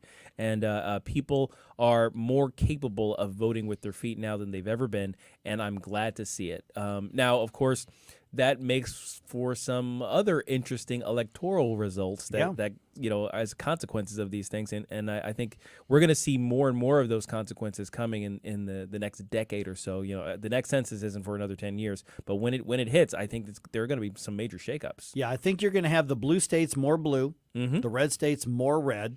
But the blue states will be slightly less represented too. Very possible. Yeah. Very, very possible. Because right now, the blue states just not overwhelm, but they override a lot of the red states numerically. Yes. But as these states like Illinois, like Michigan, like California, New York in particular, as they start to lose people, one of two things are going to happen, exactly what you're describing, and the red states simply get bigger and more influential, or there are a bunch of blue voters going to red states because even they can't take the blue governments. And are they going to make the red states more purple or blue and cause more problems? That's another issue, and we keep hearing about this too. Places like is it Houston or Austin? Austin is the weird city in Texas, right? Like that's where all the weirdos go, and that seems to be a big draw for blue state refugees, and they've definitely affected the city of Austin, the way it's conducted itself. Now, is their electoral influence going to rise to a state level? We don't know just yet, but it could. And to be determined. That could be a major problem. The whole cultural environment that's there in Austin is so far to the left. And you've got University of Texas Austin with a campus there, South by Southwest. Big music festival every year, and you're right, it's a very liberal area. And I've heard lawyers comment that it's tough to get a fair court appearance or a fair jury for some type of legal issue that you may need to deal with because they're just not there. You can't get a fair jury at all. Kind of like New York City. San Francisco's Southern Colony, basically, is what Austin is. Pretty much. just with the people wealthy enough to actually make the move and then import their dumb ideas that drove them out of where they came from. All right, CPAC's first full day happening right now, frankly. The highlights among the speakers and panelists, and this is not an exhaustive list. Representative Jim Jordan, I think he's actually getting ready to speak like any time now. Senator Marsha Blackburn, Senator John Kennedy is going to be speaking, I think, around 11 or 11:30 Central Time, I think. Senator Ted Cruz, Virginia Lieutenant Governor Winsome Sears, Mike Pompeo, Missouri's Eric Schmidt. He is scheduled to speak at 5:20, and then Candace Owens tonight. And I've missed a few. There's some others in there as well. So if you're watching on C-SPAN or one of the conservative outlets, those are some of the highlights that you're going to hear today. And tomorrow, I'll give you a heads up on some of the highlights of who's going to be speaking tomorrow as well. Okay, quick note on sports. The Blues have the late game tonight in the NHL. They play at 9:30. They're on the road in San Jose. If you want to catch that game, it is on ESPN+. The Cardinals did not play yesterday. I actually misread the calendar when I announced that yesterday. They play today. They're taking on the Astros. That game is at noon. Audio being streamed by MLB Network. And the Blues, by the way, are right now on a 6-game losing streak, unfortunately. Pretty rough. Cardinals are starting to settle in on what it looks like their lineup's going to be. They just haven't figured out shortstop just yet and haven't quite figured out all of their outfield. But I'm looking at that lineup that they just put out a little bit ago. Oh, that's good. Man, that's good. Let's go. I think we're going to have an exciting year with the Cardinals. All right, 314-912-1019. If you hurt your kids' feeling, you could be a criminal in the state of Illinois. So crazy. Jeez. And I'm actually not kidding. This is the worst part. This is not hyperbole that I am talking about. I'll tell you what's going on just ahead, right around 8:34. On 1019-94.1 News Talk STL in about 3 minutes, 45 seconds. We'll be fighting in the streets without Get up. It's Mike Ferguson in the morning. Talk radio made in St. Louis for St. Louis. This is News Talk STL. Our responsibility. News, analysis, and opinion. To provide updated guidance. At 1019, 94.1, and newstalkstl.com. From the Michaels Flooring Outlet Weather Center. Cloudy and chilly this morning. Temperatures in the 30s to near 40 degrees. A high today of 55 will be cooler than yesterday's 68. We'll be under cloudy skies. We'll begin to see a few showers late this afternoon into this evening, but heavy rain overnight tonight and into tomorrow. Some areas, especially southeast of St. Louis, will see well in excess of an inch of rain. And then we are looking at the possibility of some very windy conditions, so a wind advisory and a flood watch in effect for tomorrow. Temperatures will be in the 40s, but they'll be falling during the day. I'm KMOV First Alert meteorologist Kent Earhart.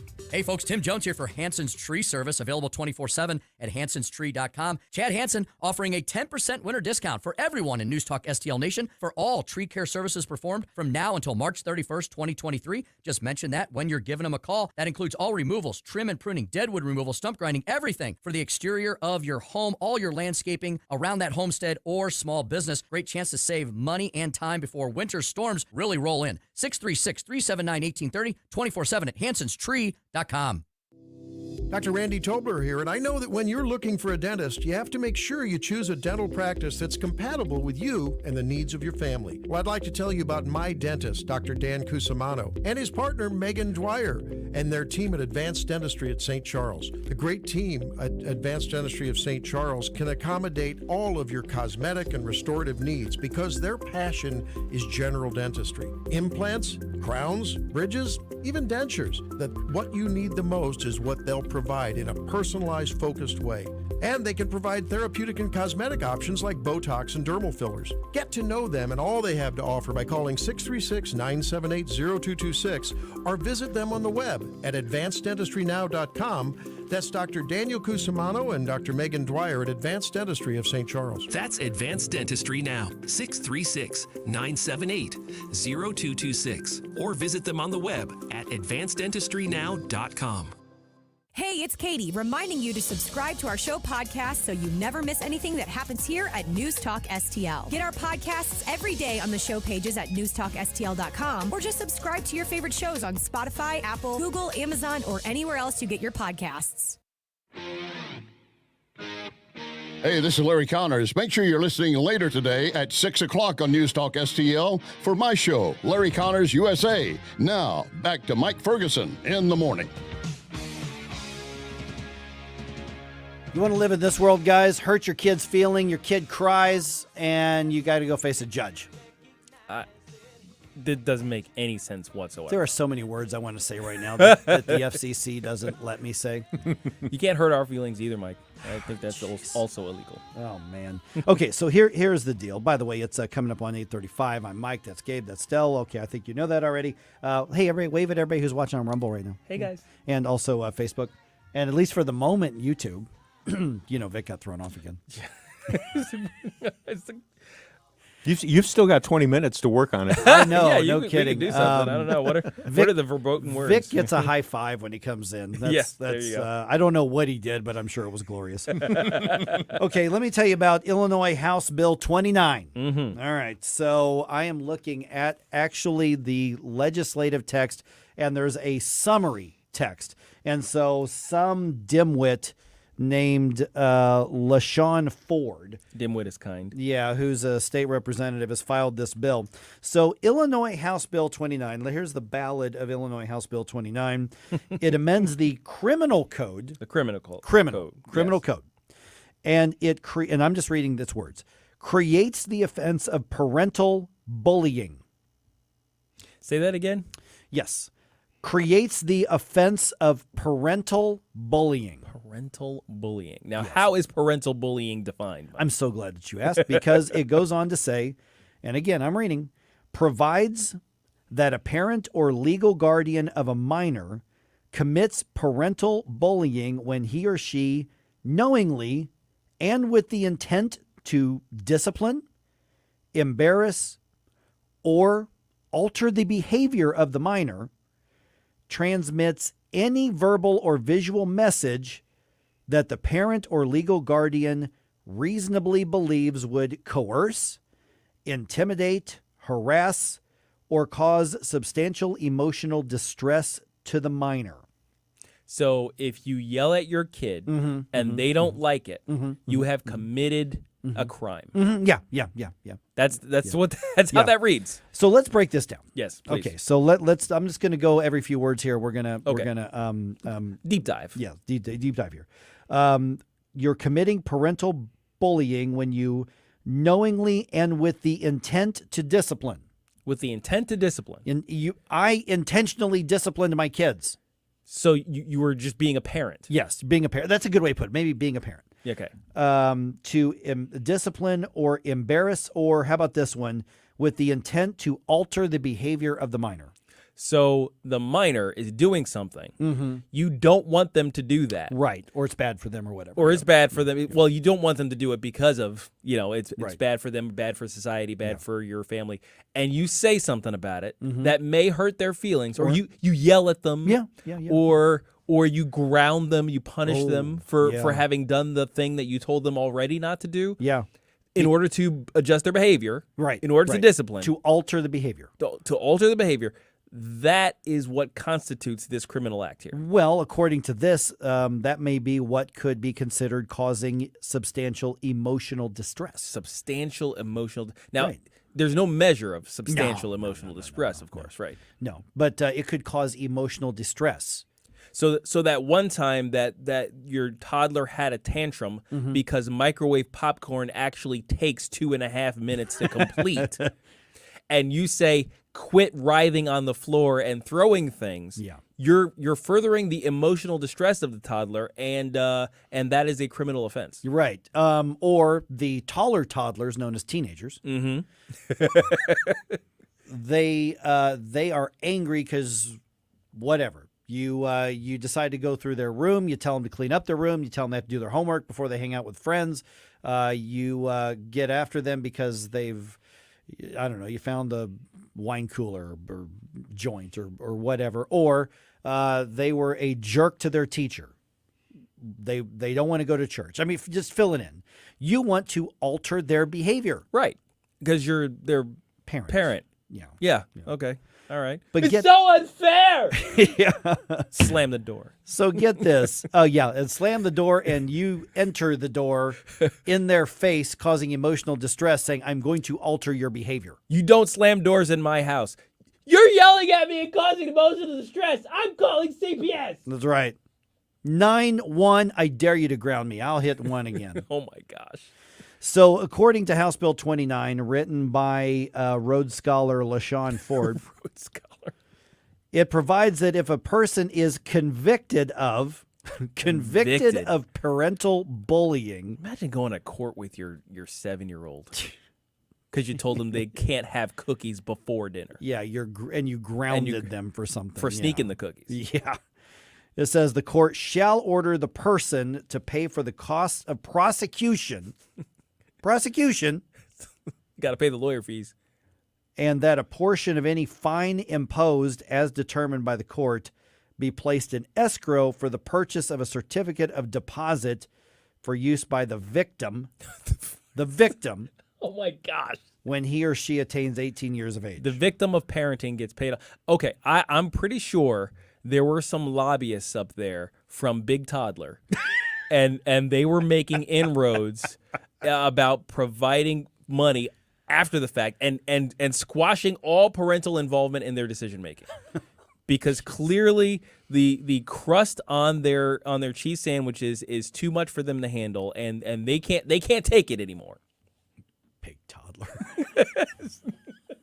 By the way, I looked up Mr. Ford. He represents the 8th district in, guess where? Chicago. Yeah, okay. All right. Yeah. Now, this hopefully is just a one-off weirdo, even by Democratic standards, but I do think it points to a bigger concept of the collectivist thinking on the hard left that says families and children belong to the collective. They belong to the society. They belong to government because government is how we implement the collective. Mm-hmm.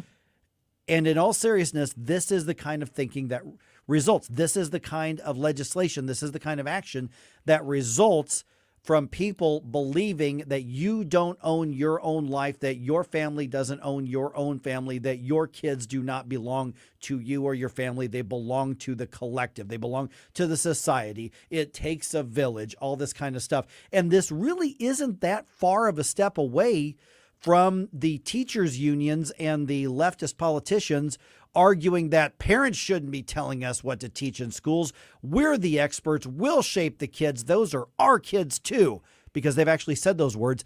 This really isn't that much of a leap from that other line of thinking. It's basically the same line of thinking. Yeah. It really is. And I don't know how anybody can look at that aspect of leftist ideology being implemented right now through government and not say that and not admit that their goal is to destroy the traditional family. Yeah.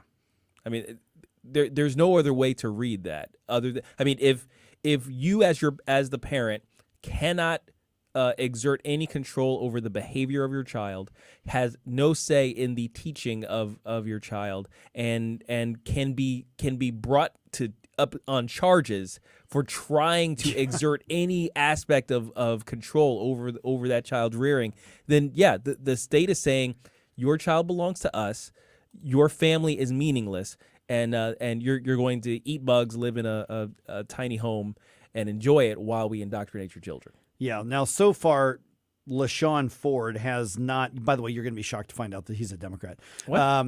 No. He has not found a single co-sponsor for this. Right. So even in Chicago, he's not found a single. So that's at least one saving grace of this story. But it still bothers me that even one politician thought that it was not political suicide to broach this idea. Can you imagine, like, the Democrats still in the cloakroom talking to this guy?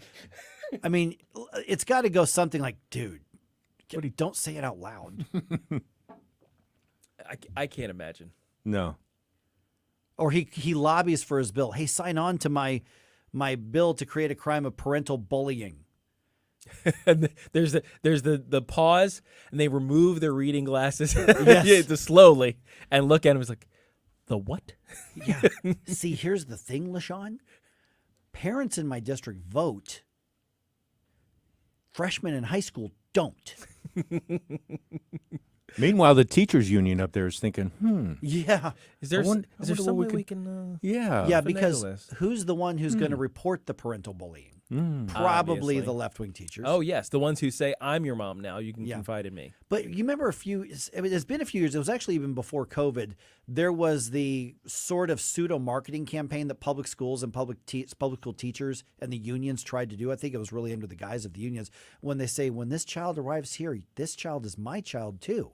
And I think they expected everybody to go, oh, and everyone went, You are hired help. Yes. Your job is to assist me with what I want to do with my child. And there was a bit of a pushback, not as much as it should have been, but there was one. But I remember the commercial. When your child gets here, your child becomes my child too. Oh, hell no, it does not. He or she does not. I No. vaguely remember that, and it was controversial because it lasted. That campaign lasted all of like 15 seconds because it hit the air like once, maybe twice. Yeah. And the immediate backlash, they were like, "Oh, pull that now. We're getting destroyed." You know what? I don't want to forget the illustrious, now soon-to-be former mayor, Lori Lightfoot, who used students in the Chicago public school system to actually go out into neighborhoods and do and canvas for her. Campaign, exactly yeah. campaign That's for right. her. Yeah, That's right. I do remember that because they got extra credit. I Yes. think for their class. They called that an internship. They called it an internship. Oh my gosh! How do you get away with that? And then I realized, oh yeah, it's Chicago. Yeah, it was fun. And I say this actually is funny. In some interviews, she actually tried to blame racism and anti-gay sentiment for her losing. So she won. By like 70%. She won. She had 70% of the vote when she was elected, and she had 17% when she in the primary when she was defeated. So suddenly, all of liberal Chicago became misogynistic and racist and anti-gay. Is that what happened, or did you just do a crappy job? B. It would be B. It would be B. Yeah, he was like, I love when the Democrats accuse each other of being the istophobes because it's just like, hey, that's how it feels. You like it? Yeah. And the other liberals are going, what are you talking about? So where does she go from here? I mean, I guess you end up being a contributor on MSNBC.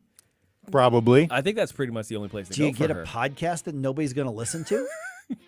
She's going to become an influencer. Or you do public radio in Chicago. That's actually probably possible. Oh, I think yeah. so. Well, she does have a face for radio. That's true. I can't throw stones too much on that. And those of you looking at Rumboy know what I'm talking about. Here I am. Sorry, it's the reason I'm not on TV anymore. I could actually see that.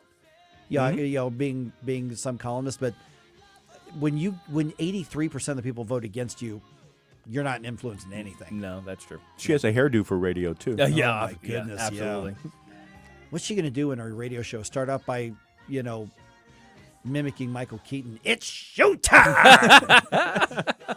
You have to say her Beetlejuice. name 3 times first. Lightfoot, Lightfoot, Lightfoot! Oh, no, you did it! It's showtime! She's going to show up here and, ruin something. 314-912-1019. This is 1019-941 News Talk STL. Don't be a bully to your kids, or else you go to court. Or be a bully to your kids, and maybe they'll end up being good, decent human beings.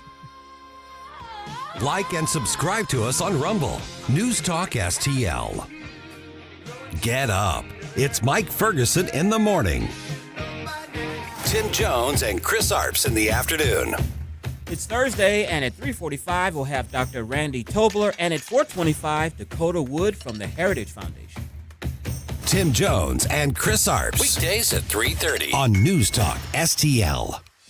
There's only one unforgivable crime in America today, and that's standing up against the left. This is Mark McCloskey, proud to join the News Talk STL team, and I plan on committing that crime every chance I get on the air and every day of our lives. And I encourage all of the listeners and all the people of America to stand up against the left, to reclaim our freedoms, and we're going to do it on this radio station and throughout the country. Mark McCloskey on fire. Join me on this quest to preserve our freedoms and make sure this government works for us. Sundays at 5 on News Talk STL.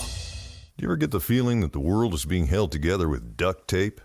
Every day we're thrown some new meaningless drama in the fake news to distract us from the reality we're all about to face. Between the government trying to print their way out of debt, military conflicts, the disintegration of our most trusted institutions, and a looming food shortage, preparedness is no longer a choice. It's a necessity.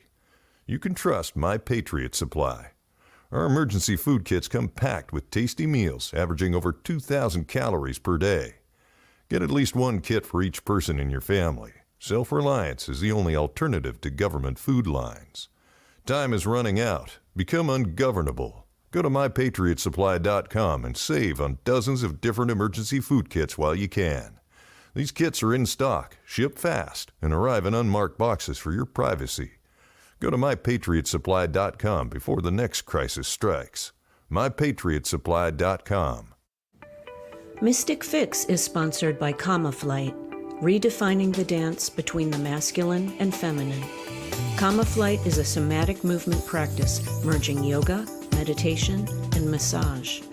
Workshops in 2023 are at the Chosen Retreat Center in Sebastian, Florida. For more, visit Kama Flight on Instagram at KAMAFLIGHT.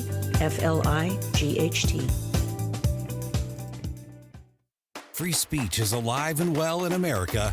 So what's going on? Right here. To me, this looks like the run-up to World War II. News Talk STL. They're playing with fire. Democrats are destroying the country. News, analysis, opinion. Dan Bongino here. Keep it on News Talk STL because my show starts at 11 a.m. Right now, it's back to Mike Ferguson in the morning.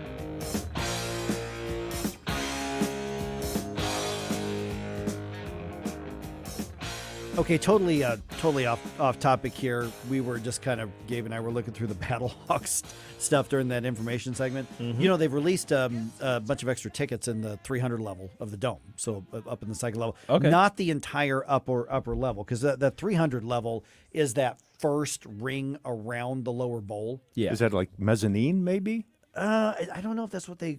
I don't remember that's what they call that. Just up there. That's all right. Go ahead. It's actually been a while since I've been to the Dome. I think the last time I was at the Dome, I saw Guns N' Roses there. So it's been a few years since I've been there. But I'm looking at it right now through the XFL's site, which just takes you to Ticketmaster. But I looked at two different places, and it looks like they've released tickets in the 300 level. Just a couple spots here. Yeah, so it looks like The home side. Yeah, the home side of the field for about, what do you see, in about 7 or 8 like sections of the 300 level? Yeah, I think so. It's not around the whole ring, but 50-yard line section? Yeah, from about the 20 to the 20, basically. Yeah, good. Is what you've got. But I'm seeing... Are they filled? I'm seeing 18 tickets left. Yeah, that's Whoa. wild. Oh, my God. That's all that's left. And everything below, there's a couple. No tickets available. No tickets available. Oh, those are sold out. The only two in this section here in the 300 level are 2 verified resale tickets. So, oh wow! So they're already been scooped up. Yeah, in one section there's 14 tickets left, and they start at $118. Yeah, that's the resale Ticketmaster value. That's not the face value. The face value isn't anywhere near that much. Yeah. Yeah, the only ones left at face value are single seats that are kind of, in between various areas. So is time still available until the home open, or do you think they may open up some more sections? I think they might. They might have to. They might not have a choice, because you're right. I zoomed in on it, and it's just a little individual one here and there, and the only places that I saw where there were any sort of rows were either the resale. So somebody invested in Battlehawks tickets, the resale, and then the the wheelchair rows in the areas where they designate spots for you to take a wheelchair. Why didn't I invest in Battlehawks? Man, tickets? I should have. I meant to get the tickets right away, because I told my wife, let's go to the game, and she's all for it. Yeah. And I'm like, okay, I'll get it next week. And then I got around like, oh yeah, I need to buy my Battlehawks tickets. I'm like, whoa, they're all gone. Where are they? They're gone. So then I saw, hey, we're going to release 300 level tickets. And I figured it'd be the whole ring around there. It's not. Nope. And they're already gone. They're pretty much gone. They're almost. There's one section where there's like 14 tickets left. Yeah. But it's interesting because in other cities around the XFL, because they put out the attendance reports, it's been 5,000, 6,000, 7,000 in some of these, frankly, much bigger cities, and the bottom part of the bowl is sold out essentially. So this is going to get on to I think is it ESPN or whoever's carrying the game. ESPN Plus. ESPN Plus. That's our first homestand you're talking about, right? Yeah. So one of the ESPN versions is going to carry this, and those cameras are going to show a really crowded dome. Yeah. Whereas when you saw some of the games that first weekend in particular, Kinda it was sparse in other places. pathetic is what it was. Yeah. It really was. I mean, it was, you looked at Arlington and Vegas and some of that game and, some of the others, San Antonio. I mean, it looked like the attendance you'd get at the junior high game or the JV game before the varsity game in some high schools. I mean, it was really, really scattered, and there's no way to frame that well. No. But you get to the Dome, and I think the rest of the league is going to go, what in the world is happening in St. Louis? Because it would not surprise me. The Dome holds what, 70,000, something like that. When it's totally open. Yeah, yes. when you for a football game, it's 60, 70,000. So you're looking at 25,000 people likely there, maybe more. Yeah. Oh my gosh. At this game. Yeah, easily. You think The Rock's going to be there? He might have to come to this one. He's got to come. When you look at those sales, if you're the CEO of this organization, the XFL organization, and you see a particular area that's doing gangbusters, I would want to visit. Yeah. I would want to see what's going on. It's like, okay, how can we replicate this everywhere else? Right. And you can't. No. Now, I do think the XFL has a chance to catch on in all these other cities, but they can't look and say, okay, what's happening in St. Louis? Let's do that in other cities. This is just St. Louis doing this. Yeah, it's a St. Louis thing. It really is. It's kind of like the perfect confluence of the situation. The loss of the heartbreaking loss, I would say, of the Rams, and then just kind of the our general upset of things, a big open dome, our craving for football that we haven't had in quite a bit of time. I think it's just kind of the perfect storm for this to be coming. The Rock smells fan support. That's right. We are cooking up fan support. Yes, sir. Here in St. Louis. Cause the law. Yeah. And so I did laundry the other night and I got my Battlehawks t-shirt. I'm like, all right, going to go grab those tickets. The lesson learned here is that for the other games, buy your tickets now. Yeah. That's really what it comes down to. Yeah, as soon as you can buy the tickets, buy the tickets. In fact, you might want to buy a couple extra tickets and resell them. Yeah, really. I mean, honestly. They may pay for your first tickets. Yeah. Because some of those games were literally the face value is like $30. Yeah, I mean, there are some of these sections here, like 50-yard line near areas, and their face value was like, $54 or something like. And then the resale is like these resale values $226 a piece. Wow.